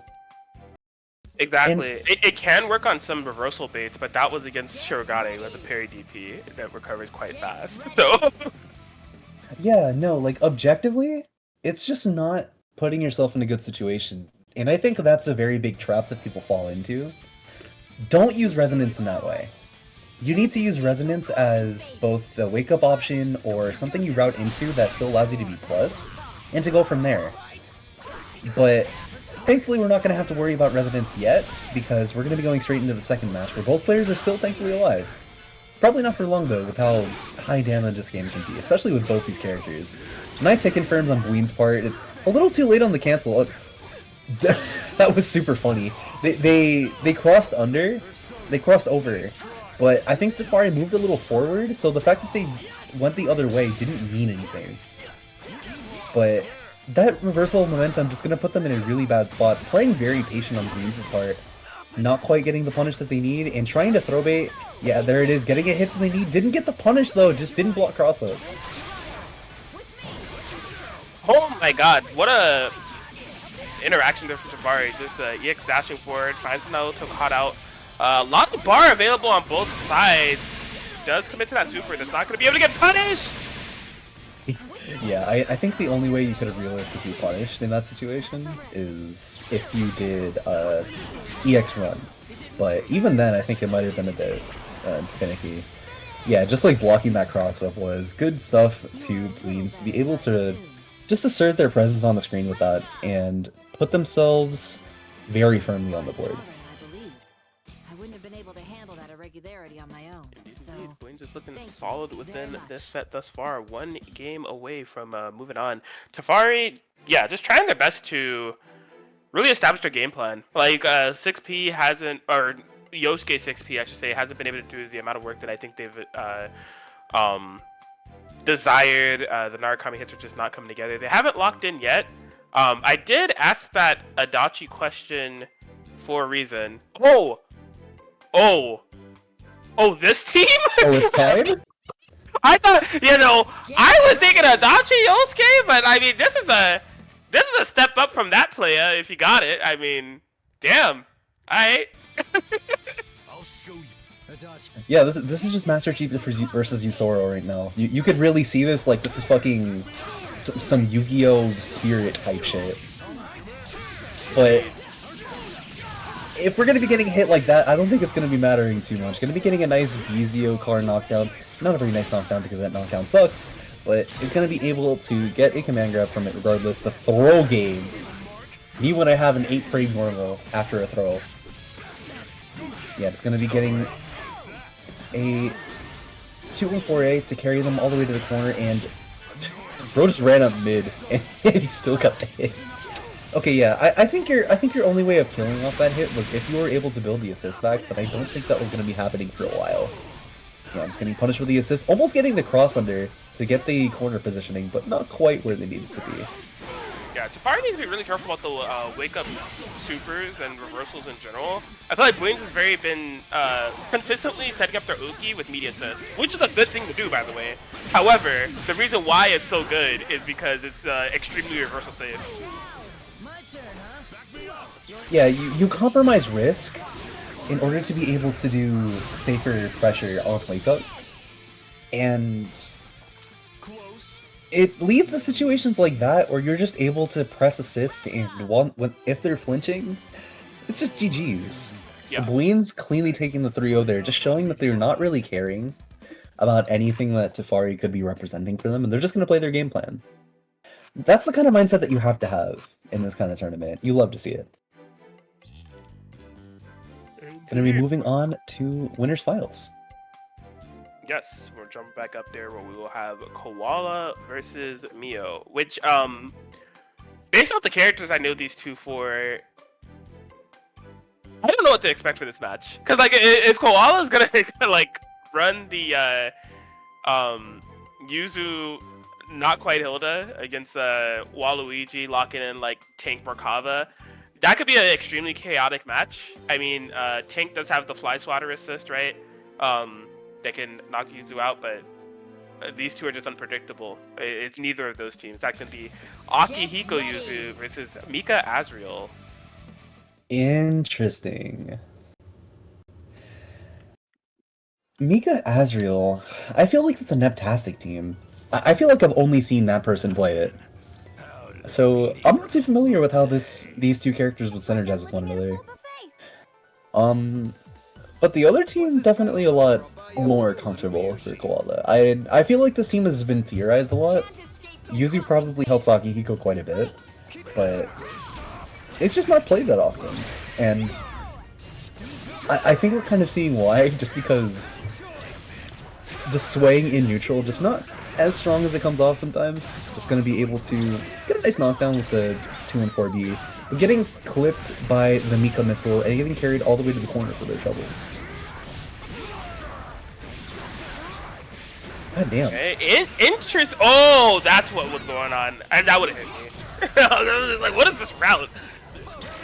Ooh, the backdash? Yeah, gonna be able to punish with a 6B, getting a nice hit into the 2 and 4, and getting a cross up. Had to spend all their assist meter to do so, so if they do get hit, this character is dead. But yeah, there it is. No, going for the reset instead. Gonna be getting a confirm into the 5A, and this is gonna be a single hit character. Honestly, I feel like Yuzu wins this matchup, like, hard, right? Not much Mika can really do, because Mika's only real way of navigating neutral to get through projectiles is, yeah, EX missile. But Yuzu's tools are all strike projectiles. There's no actual projectile on the screen. Yeah. You can kind of see that coming into play right here, where Koala is just staying away while Yuzu's just like, how do I capture this teleporting slash laser? Like, it's just impossible. But, oh, she corners herself, finds the Mika charge JB. That could have potentially been death, but, man, was not quite able to find the full confirm. Ooh, didn't block the last one, and that's going to be a anticlimactic way to end the game, honestly. Like, Mia was looking pretty good. They didn't confirm the hit that they needed to be able to consistently keep that momentum. But they had the right idea. They got one hit, and they really took advantage of it. I feel like this game in particular, watching that kind of interaction in a 1v1 especially, just makes you realize how strong zoners can be. Especially one with like Yuzu that hurts when you get hit by them. Get ready. Like, even if you get them into a position where you could force them into blocking, push blocking just has so little risk. It's kind of hard to deal with in most cases. I feel like Mika does have decent answers to it, but not quite enough to make it so this matchup will feel comfortable in any capacity, especially even if Tank is on the screen.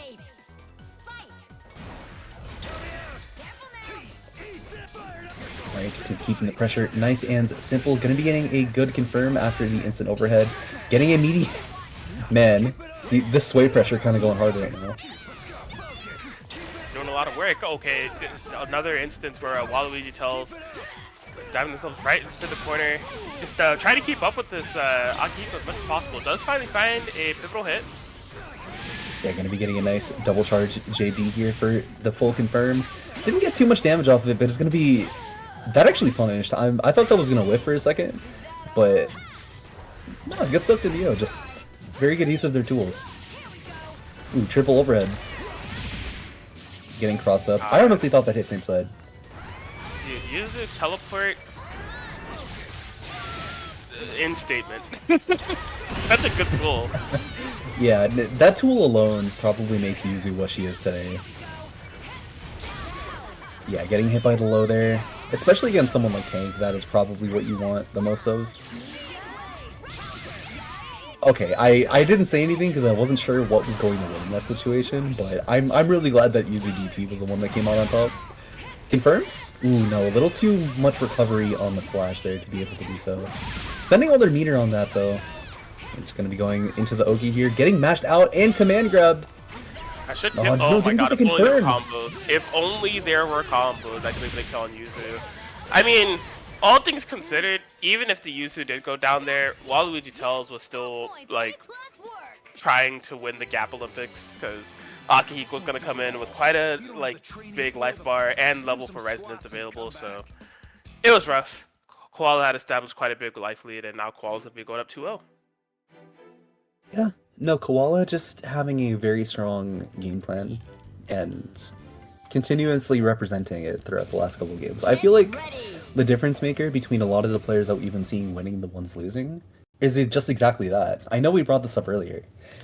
It's really apparent, especially when the team that is able to supplement that is just so good at what they do. Aki Yuzu, probably a good contender for a team that is very good at doing its win condition. And I think from what we've been watching so far, it's probably just going to be more of that, unless Neo is able to maneuver in the neutral in such a way to where Koala doesn't quite feel as comfortable moving as they would otherwise. The mix-up. Oh man, bait on the reversal here for Koala. That's, yeah.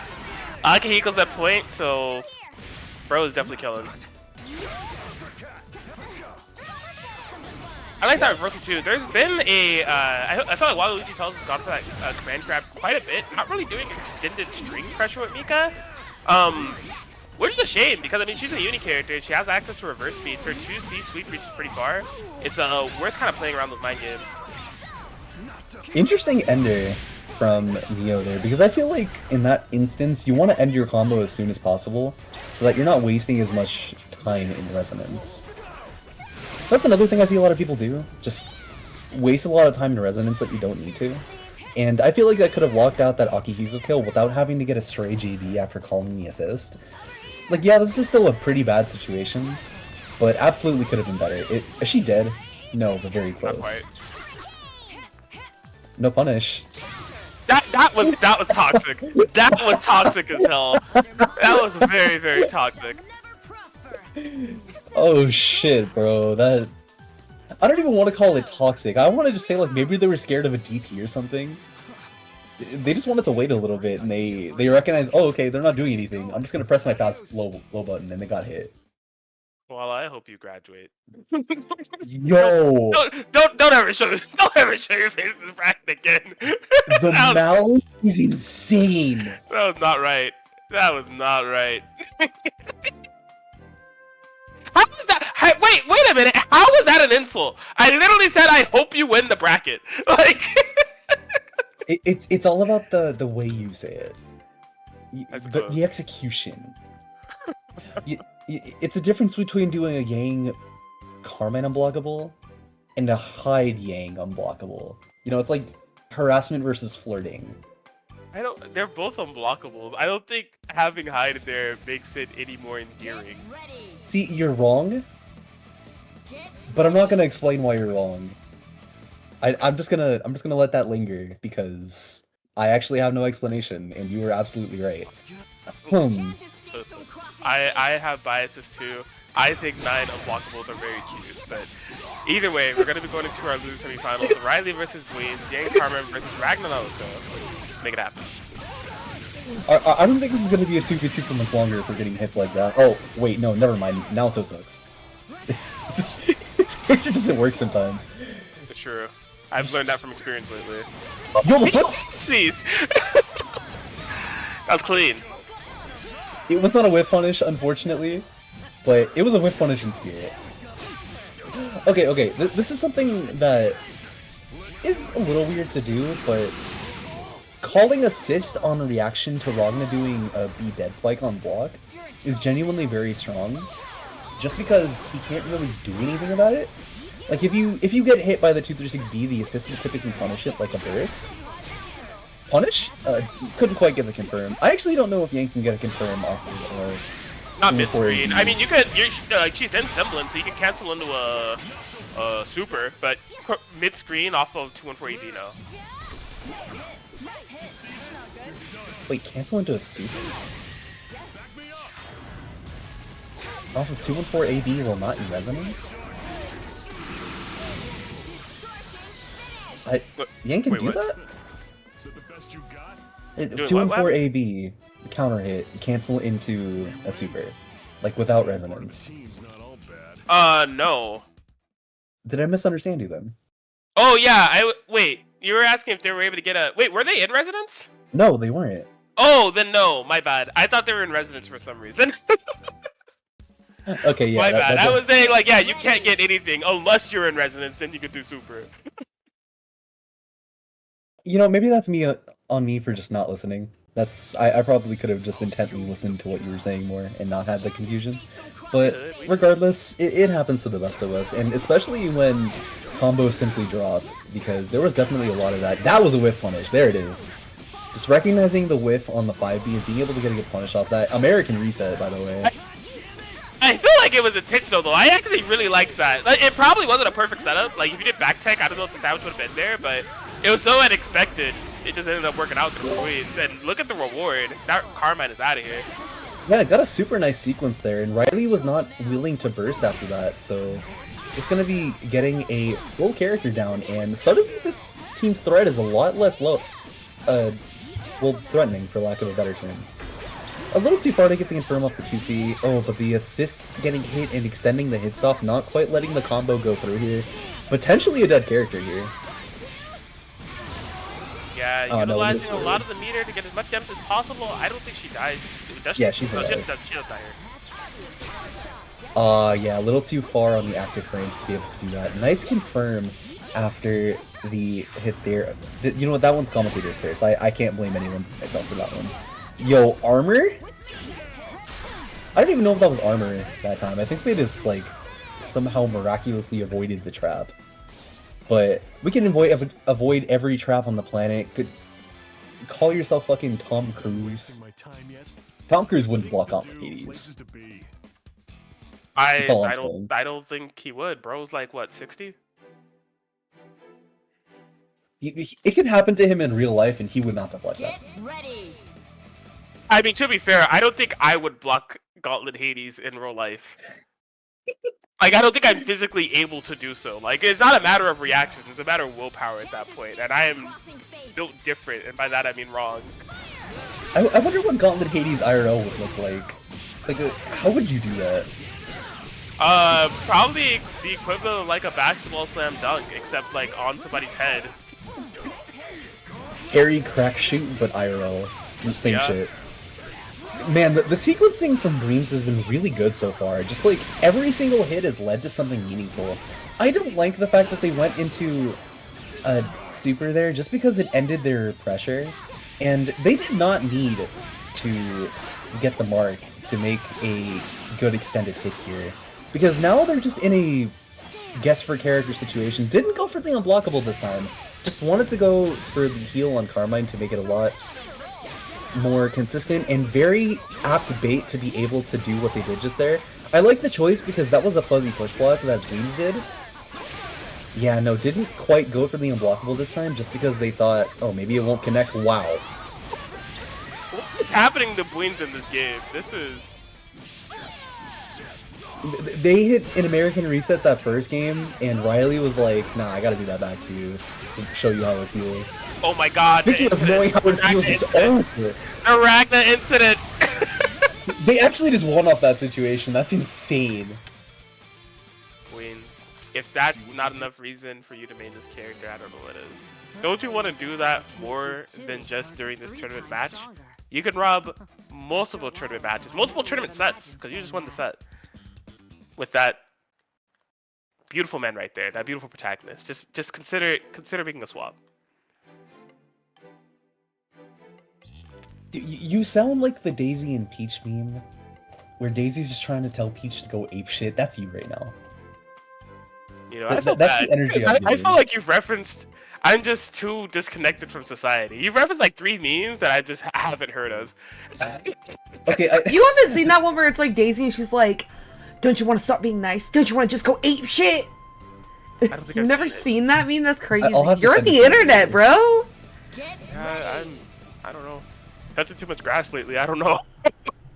okay, that was a godlike response though. I can't even be mad. It's just honestly the truth. I have been busy. Who said I needed your Okay, but Buins versus Mio. Traditionally, Mio wins this, but let's see how it goes.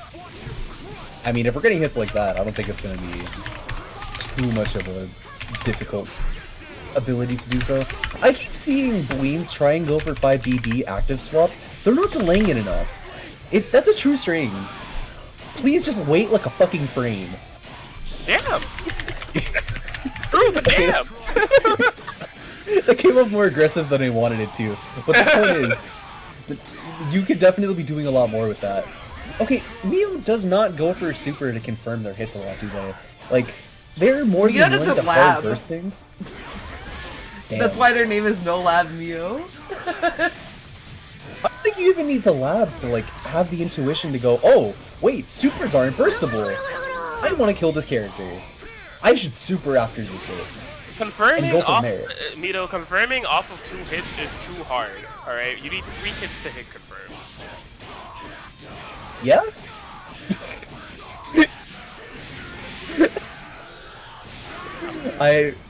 How do you play in...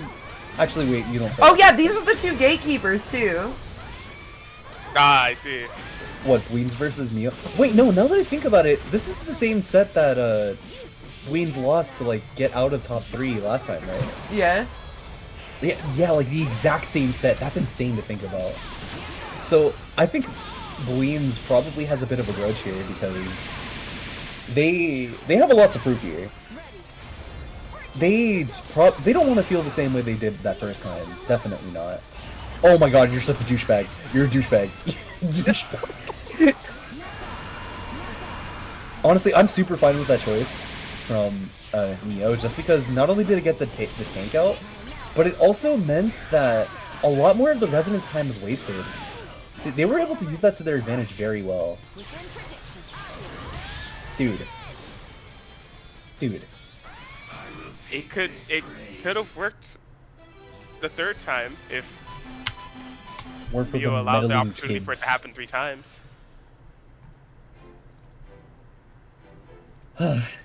I think Bwynn's gonna make a switch. To what? I don't know. Like Not we saw them play Naoto. other I teams. think Naoto's out of here. Yeah, there we go. I was Okay, right. okay. Naoto's out of here. Honestly, I like this team. I think this team is very strong. Not because it has 2 very good characters on it. I think they synergize pretty well. Like, Ragna really likes having all of Narakami's assists, and he does help him bolster his damage somewhat. Because Narakami just has very consistent ways of going into all of his route. Dude. They're hoping that Waluigi is going to block, and those hopes are invalid. That doesn't confirm, no! Pain. Man, the amount of burstable combos I've seen this tournament just kind of hurts my soul. I like to confirm on Neil's part, though, just going straight into 2C after the 5A, or the JA, to be able to get as best to confirm they can. Wasn't able to punish the 2C, but we are able to kill that character. What a crazy JC, actually. Yeah, gonna be getting a nice hit here. No, a little too low to the ground to get the 2B pickup. I like what they were thinking, though. Oops! Oh, okay. Me when I get 5k for a hard-ass loop? Yo, this tank is doing work right now. Yeah, Waluigi's filling it. Activates Resonance. Level 1, but gets baited on one of those parries. Should be just go straight for super. There it is. Yep. Yeah, gotta wait for the landing for a bit just to get the super. Honestly, they probably could have done it at the apex of DBD's launch height and still gotten the confirm because Cross Slash has like 17 million active frames for some reason. I just started reading stream. Mio's my favorite low tier here. What the fuck do you mean? Which low tier? What low tier? What is bro on about? I can't name a single low tier. I think the worst character I've ever like played in bracket was Labris. That was like that was the beginning of my career period. Like 16-year-old Nito playing in Zone Breakers 4 years ago, kind of shit. But yeah, no. If we're talking about low tier heroes, we gotta look at Neo, right? Because that is definitely the person that has been playing a lot of the shitty characters. I wouldn't call him Recover or Tank shitty per se, but they're definitely unorthodox. Like, goddamn, look at what's happening right now. Yeah, Mio in full control. Does get throw baited, so there's a big opportunity for Gwyn to swing things back in their favor. Yeah, that is one nice quality I have about Ragna. That 5P lingers for super long, and you get the wall bounce, so it's really easy to confirm about burst punishes, as Gwyn's will able to contain the momentum. Gets opened up low off the meaty Ragna 6P. Merkava's not down, but they're damn close. I don't know why, but I was definitely expecting a DHC super there instead of what happened. I like the jump in from Bleens there, just able to recognize the spacing and go for a good check there. That's going to be dead character. Yeah, you have to be super cognizant of the armor when fighting tank, and otherwise you're just going to get in situations like that. Yep. Nope, can't do that. Tank taking... No, Mio taking the next game. Fuck. Damn it. I'm so sorry. You're good. Tank and Mio are one and the same. I understand. I was trying to come up with like a dumb, shitty nickname for like Mio and Tank simultaneously. I can't. What is the set at? Is it 2-2? No, it's 1-2. Yeah. Oh, okay. I have like 4 Bleens PNGs saved for the top 8 graphic. Bro will not stop playing teams. Okay, frame trapping. Not quite able to get... Oh my god, bro just pressed 4P and blocks him. Shades of Serene, nice block on the overhead. Trying to answer with the 4P. Yeah, getting those plus frames. Not quite able to get the confirm, but the Narukami coming back in. No way bro pressed JC. Oh no, tried to press 2A I think? Or maybe 2B? But either of them both working. Yeah, no, good choice. Bleens has definitely been doing that a lot, and being able to call it out is probably going to be the big thing here. Okay, if that routing was a little better, I think they could have killed off that hit. But putting them into a guessing situation, that's also just as bad. No, man, assist punish, so it won't be the biggest thing in the world, but at least you're getting something. And Merkava locked down, finds to throw shortly thereafter, so they're going to be able to make up some lost ground that was initially found within that first punish, but the DP, while we try to fight back. I actually did not know Merkava's second hit 2C is not a low. That's new information, because Bleens definitely blocked that a high. Just go straight for the 214. I like the choice to go for Carnage Scissors there too, just because they weren't sure of the burst gauge coming out. Thankfully the DHC did not lead to anything crazy. Just block same side, gonna be getting a nice confirm. I would like to see them extend as much as possible. Yeah, there it is. No, didn't quite get the hit that they needed, but they are going to be able to bait out the DP, cleanly taking that game. Yep. Good enough here for Bleens, as we're, now we are tied 2-2. Go ahead and be heading into that game 5. The Narukami swap coming in clutch, right? The Shirogane, I feel like throughout the entirety of the tournament, she's had her ups, she's had her downs, but I feel like the comfort level is just not fully there. To whereas Narukami a bit more approachable, and these two characters have a lot of natural synergy, in terms of like just a lot of their tools working similarly, right? They have very similar 5Ps, and pretty potent 4Ps as well, with just having that kind of core anime-esque Shoto playstyle. So, see if Wings will be able to make it happen. Now, Mio is going to be swapping over to the Mika, which is interesting. I feel like the tank was doing a lot of work, and Mika isn't necessarily going to be projectile invul through anything that's too notable here, but maybe it's just a matter of comfort. Just don't fall behind. Yeah, I feel like comfort is definitely the big thing here. Just being this late in the bracket and being forced into a situation where you could potentially lose with the teams that you may not feel as comfortable playing, I feel like you just go back to the one that's been working before. And especially considering the kind of swap up you have to have mentally for Bleams, I could see this being genuinely frustrating for them. Like, they're already being put in DP assist situations. I didn't think those existed anymore. Yo, wait. I think they weren't in block zone anymore, because they definitely would not have gotten hit by that super, but ooh, this is already not looking good. Oh, this is just The backdash? Yeah, I remember seeing Mio do a lot of wake-up backdash with Akatsuki as well. Oh man, it's over. What the hell, man? That's it. That game was over in like 30 seconds. What a switch up. I can't even say like all of the things that could have gone better there. That was just incredibly dominating. You know, and in this case, Mio knew. All I needed is a Mika to make this thing really jump off, and that was correct. 3-2 victory over Buins. Only one gatekeeper can move on in the grand finals, and the gatekeeper in question this time will be Waluigi Tells. Now, I know Koala's eligible for graduation. Who was the other player who's eligible for graduation? Is it Mio? Yeah. Oh, Okay, so we're gonna have a graduation no matter what. Damn. That's exciting. That's hype. You love to see it. Like, at the end of this tournament, we're gonna have someone that is being ostracized from the community. Don't you love it? Like, respected. It's not like we're kicking you out with pitchforks. We have like a retirement party, right? You know, somebody brings like King's Hawaiian bread, and I eat like 7 pieces of it without thinking about the caloric intake. Like, it's good times.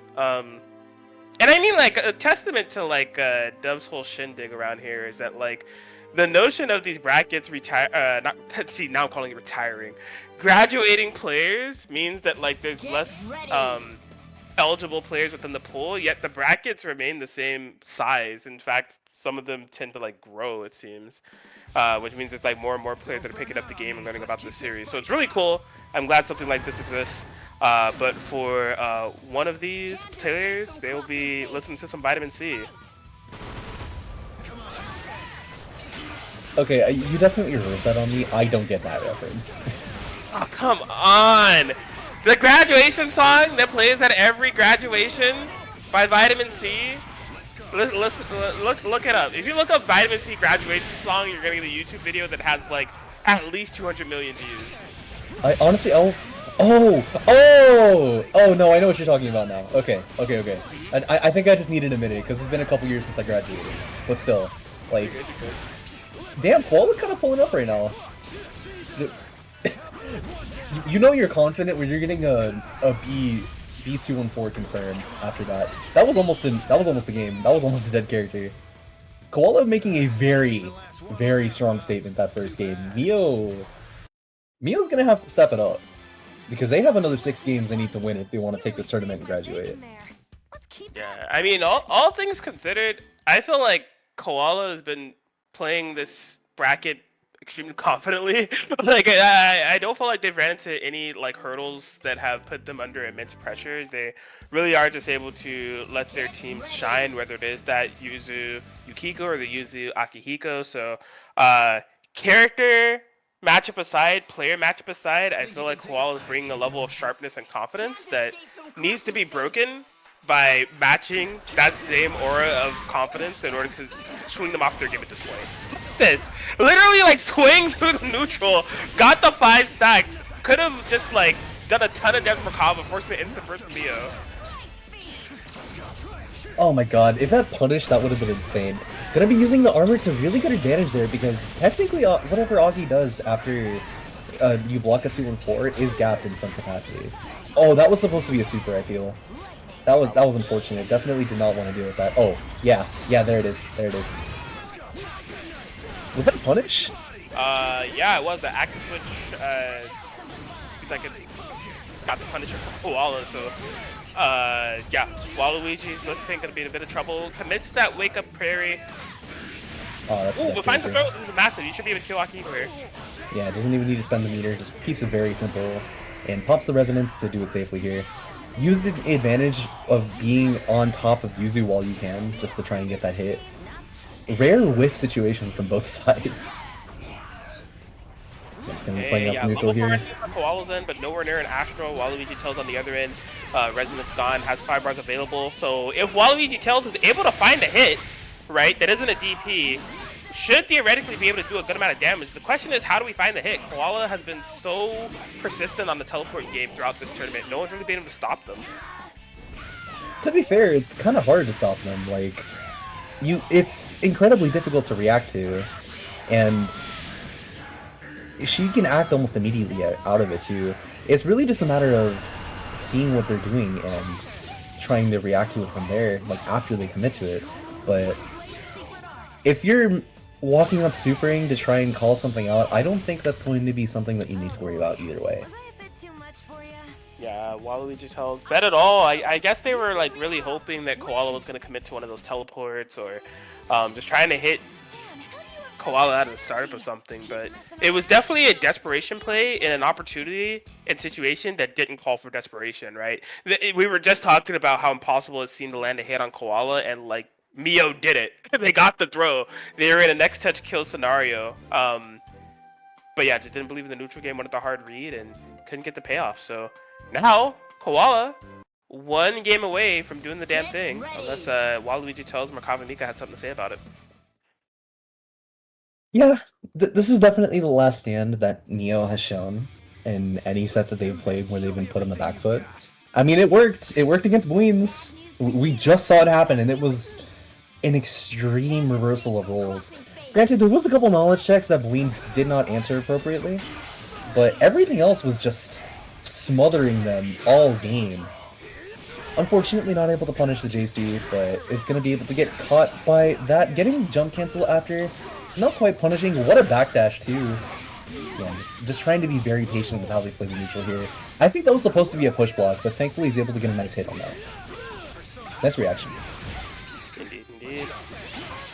Great 5B interruption. Finds the punish on the Yuzu. Able to get the pickup off the Merkava 4P. Send it straight to the corner too with the nice JC.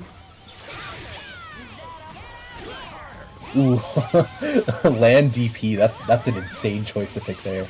Gonna be doing the classic of up back 4P. Gonna be getting a nice knockdown here too. Just keeping it super simple here. I don't think they could have picked a combo off of that hit, but they are able to just get a nice situation out of it. Gonna be able to block. No! Getting smacked by the super here. That's not gonna be a dead Yuzu, but you're incredibly close.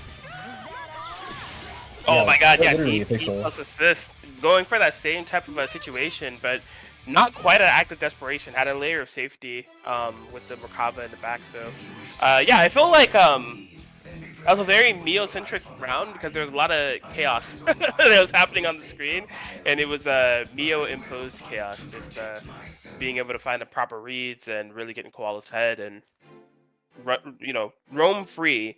That is the quirk of Mio's gameplay, is like being able to bring out so many unexpected playstyles in terms of like the character choices. But Koala has that X factor up their sleeve. It is not quite Hilda Yuzu coming up on to try to seal this tournament victory. I think this is the time to use it. You just need one game. This is a really hard team to play around, just due to lack of experience and what it forces out of you. So if you're trying to close out, I kind of agree with this pick here from Koala. Yeah, no, I agree. It's really just a matter of making sure that Neo is locked down and not able to do their usual shenanigans. Though if you're getting put in the blocks in like this, it may very well be the case. Not quite getting the confirm because of Persona disjoints, but gonna be able to make the 2C whiff and get a nice 2B as a call out after the fact. Gonna be getting a good knockdown here. Oh man, that was a nice stabilization, honestly. Recognizing that Nico was still going to be in recovery off the JC, and rather than letting the combo drop off the 4P, just doing Merkaba 5P to get a little additional hits done, that was very smart. Oh no, wasn't cognizant of the 6P on the screen there, so they had to be very patient in the way that they were going to go about this, but a lot of flying in here, not confirming off of any of these JAs, just getting a lot of stray hits that aren't meaning anything, not getting the punish on the 2-1-4 and getting GP'd as a result. And Yeah, the I cross up, love that could have been it. Mio's persistence here. They're not letting Yukiko's assist go unchallenged. They're making sure that the matchup stays up close. So it's just like, yeah, if I can't hit Yuzu, I'm at least punished your assist. You can't call assist for free. That's the right thing to do. Yeah, Yo, and yup. I feel like that was supposed to be, yeah, that. Like, I was thinking that was going to be it the whole time. Super? Yeah, dead character. Good stuff. I love the routing there from Mio to be able to capitalize just as much as they did without unstabilizing the combo. So this is going to be up to a single Yuzu here. Granted with level 4 and Resonance, so definitely not out of it just yet. Oh man, it's starting to fall apart. Commits that DP. Koala's been pretty DP happy throughout this specific game thus far, so that was a pretty big call there from Mio. They don't lab, and it's shown in They died? Ubi combo. I did not think they were going to die from that. God I mean, damn. they technically should not have. That was not a valid combo. Technically not, yeah. I think Koala just trusted Mio and let the combo drop. He thought, oh, maybe I'll just get out of this for free. Maybe I can hold to tech and get a nice combo out of that, but... And honestly, I can't really speak for the player themselves. It just be like that sometimes. But Mio, really making this team work for them. Just using all of the advantages and how they tend to play the game to be able to fluster their opponent and make it so, yeah, you can play around me. And I think it's working incredibly well, especially against a team that you want to really be really close on anyway. Yeah, yeah. And I actually thought, you know, there's a brief pause. I thought Koala might switch back to Akihiko. Because, like, I'm not going to say that it's undoable for Koala to make this happen with the Yuzu Yukiko, but you see how often Yukiko has been getting punished for being thrown out there. And a lot of that is a matter of Mika having projectile level and Merkava having really, really long reach. So you have to be a little bit more selective with how you implement this playstyle. Yeah, no, you can't just teleport and call assist as unchecked as you were Look usually. at Yukiko, like she's getting mauled out there. She's dead. She's dead. It's over. Yeah. I think this just kind of shows like a couple of the flaws of Koala's game plan. They are incredibly assist happy.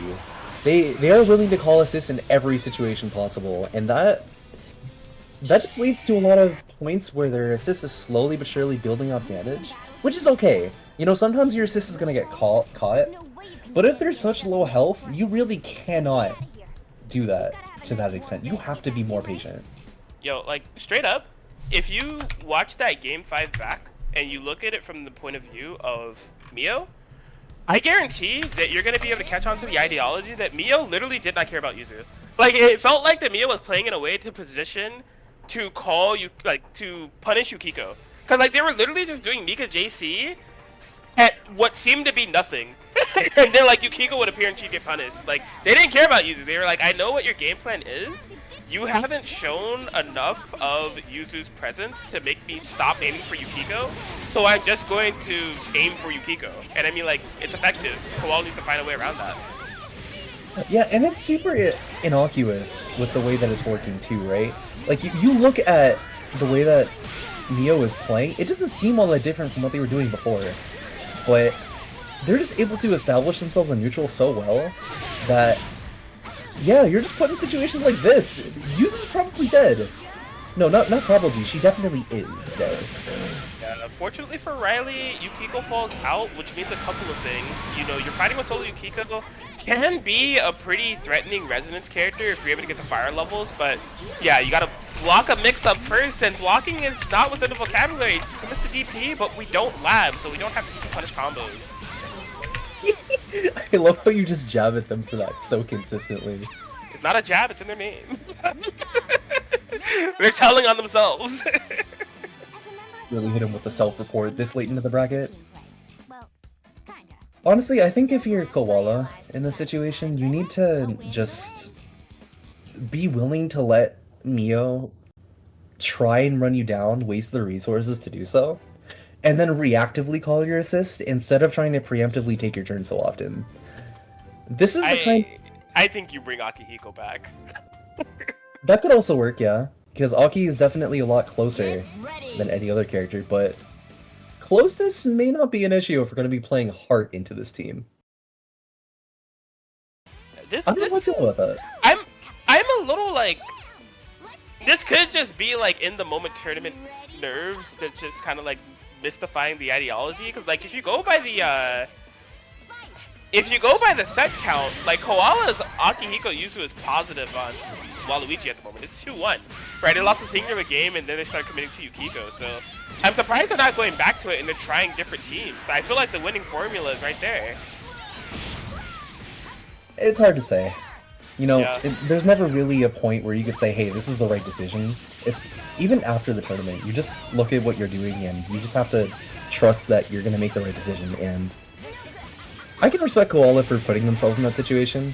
They're definitely a little frustrated at themselves for losing that first three. You know, losing from winner's side grand finals when you were so close to doing so before, that just doesn't feel good.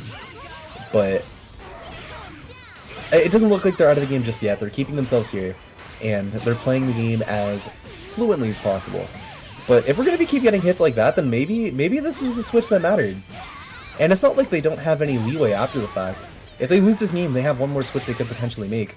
But I don't think they're going to need to, because Mio's not blocking. There it is. Came in clutch. It looked a little bit rocky at the start, but Koala was able to stabilize. Just due to great player skill. And the Heart... I feel like... So although I would have liked to see Akihiko, I am glad that a swap happened in the first place, because Heart Yuzu is going to force a playstyle out of you that you cannot emulate Heart Yukiko with, or sorry, Yuzu Yukiko with, right? So the adaptations that need to be made to force Mio to switch up to where they can't just like focus on your assists, naturally Heart Yuzu is going to encourage a different type of playstyle. So the switch up that needed to be made was made, just not in the way that I thought. Yeah. No, it was definitely an unorthodox switch. I don't think anyone was expecting the Heart out of any character. But I don't know. I mean, Heart is such a volatile character to have to fight against that being put in a situation where you're not quite sure how to deal with it, I could definitely see that being frustrating. A situation like this? Yeah, a situation like this. Just 10k on the board already. I know it's not going to discourage Neil or anything, but it definitely puts them a bit on death's door if they do get hit by like that again. But if we're going to be able to kill the Yuzu next hit, then I don't know, maybe that won't matter. Alright, the JC lockdown, there's a gap, so that will be a guaranteed throw. I think Yuzu's out of here. Yeah, that's it done. Getting the DHC, 7.3k. Heart, left to their devices, getting caught low. I didn't block that either, honestly. That would look super ambiguous. Oh, I want to say they want a cross raid. Oh no, didn't get the confirm that they wanted. Armoring through the JV, gonna be able to put themselves back on the board here, getting a punish on the command grab here, killing the Mika. Alright, Merkava's in there. 5C! You know what? I like that choice, honestly, because it pauses the resonance timer and extends theirs further, so they weren't able to do much with it after the fact. This is going to, not be a dead character because a little bit too much of an extension and extended really high in the air, so the fuzzy tech did not work out for Mio. This Heart putting in so much work right now, putting themselves on tournament point. Walla finna do it to him. Just one more game necessary. Waluigi tells us already pulled out the X Factor. You know, Merkava Mika is usually like the final Dark Souls boss. So, I don't know. Is this what they're going to stick with? Do they have something else left in the tuck? What is the plan here? Because I don't imagine you want to rock a Blitz tank against this, but I don't know. I don't know. Yeah, honestly, I couldn't say what their correct choice is here. I think if you really want to just go through it, you know that the Mika Merkava has been working for you the most. This is the team that has gotten you as far as it has. So why would you switch off of it? Right. It's just a matter of comfortability, like we said earlier, but especially now, where tournament nerves are going to be at an all-time high, you just gotta know that you can trust yourself to play the characters that are going to work here, and just hope that you can understand what you need to change to adapt here. And maybe it's gonna work here, because still kind of even on the board right now. Just locking down this heart a lot. Trying to do a lot of JB and JC, but eventually wasted enough resource to where Koala was able to get the heart out of there and put in the Yuzu. I don't know how I feel about that though. Like, Heart's presence on the screen is definitely a little more frustrating than Yuzu's at this point. Especially after the first few games that we watched. I think that part is ultimately the big difference. Oh man, 5C. Went over the throw too. Nice block. Oh man, big EX noodle arms whiff. So Koala able to find a way out of the corner, which definitely necessary. Waluigi tells us getting a lot of mileage there, so now Koala has the full screen to work with. We know that they're happy about teleports. Yeah, they're getting a lot of mileage out of using their tools to their advantage here, just moving around across the screen and making Neo uncomfortable. I think that's going to be exactly what they need to get the game plan started there, but the assists clashing, meaning that the DP going through going to be making a big difference here, using the long limbs to kill the Yuzuriha, and that's going to be a command of a potentially dead character, super straight in. Neo taking the turn and wait. No, yeah, 2-2. I had to check myself. But yeah, no, putting themselves back on the board and just giving themselves the much needed momentum, neck and neck. Waluigi tells us the embodiment of chaos. I think I've called them that before, and you kind of get to see the full explanation as to why. Just the aggressive approach, the EX command grab out of nowhere to seal the deal, and now we're in this Game 5 situation. Graduation point! Do you go to summer school, or do you get to apply for McDonald's? Oh damn, that's rough. That's super rough. You didn't have to do them like that. You could have just said repeated the year of class, but no. Okay. Do you get to repeat a year of class, or do you get to go to Harvard? It's not the same anymore. It's not the same. Harvard.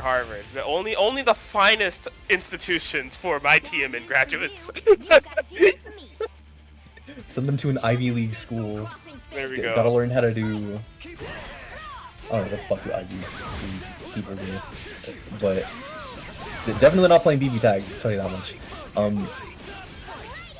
Not quite getting the ender that they need, but swapping to the Akihiko like you said, they probably should.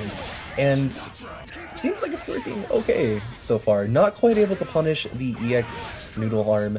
Oh, wait, what? I think the JC hit after the assist, and since the assist launched, it didn't do the hit that they wanted. Aw, no, got the hit that they needed. They were almost blocking all those cross-ups, wasn't able to confirm. Oh yeah, nice teleport to be able to react to the burst there. Neo knew that the character was dead, tried to go for missile, but got crossed up on their inputs. This could potentially be it. This is a guess for situation character. Guess for character situation, excuse me. Using English is so funny. Here we go! I just love her English VA so much. Anyways.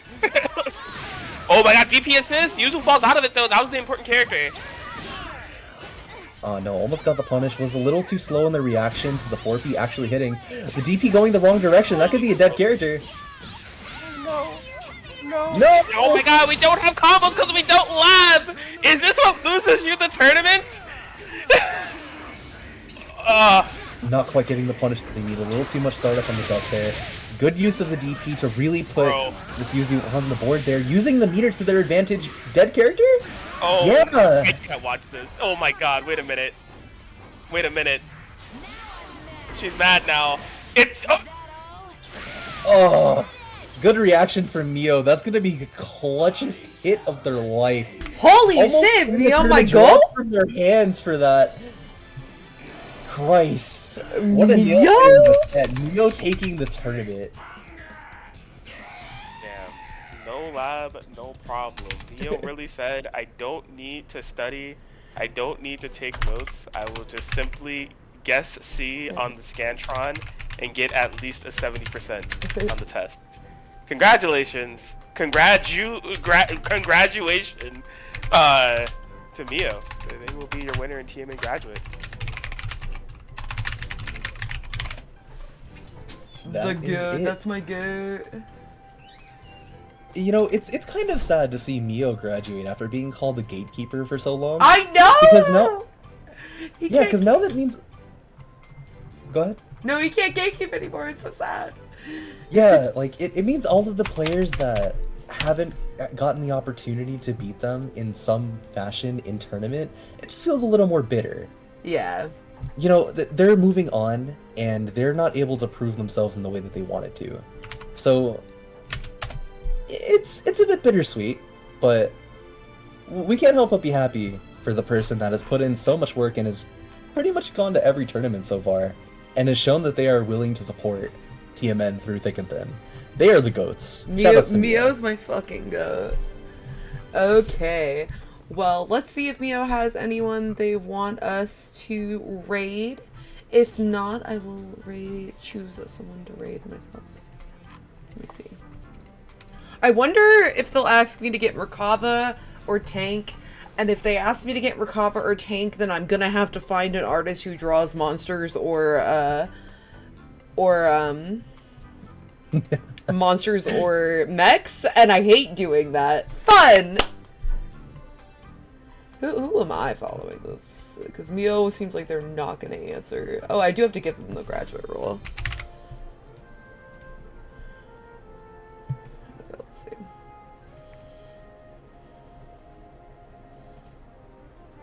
Boston Blue Beat is almost, it's almost over, so I won't raid Boston Blue Beat.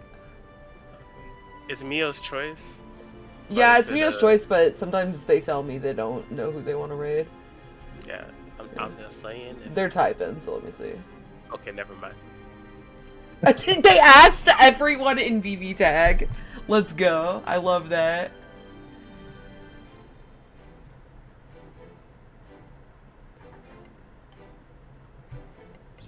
Is Church straight? There we go. See, I was gonna say Church. I'm glad everybody. Church is my go. Yeah. Y'all have good taste. Everyone loves Church. It's because they're awesome. Okay. Well, thank you everyone for watching tonight and supporting all the players and playing in the tournament. I hope you all have a great day. The next TMN BBTag will be on 6/24, June 24th. Same time, same place. Thank you, Atkins and Midori. I had a great time today. As did I. Thanks for having me as always. Always a blast commentating this. Awesome. Yeah, I'm always happy to see more players get their groove and move on from the beginner's bracket to become a little more than that. So I true. think this bracket in particular was definitely a good way of showing that. So thank you for giving me the opportunity. Yeah. Okay, well, night-night, everyone. Bye-bye.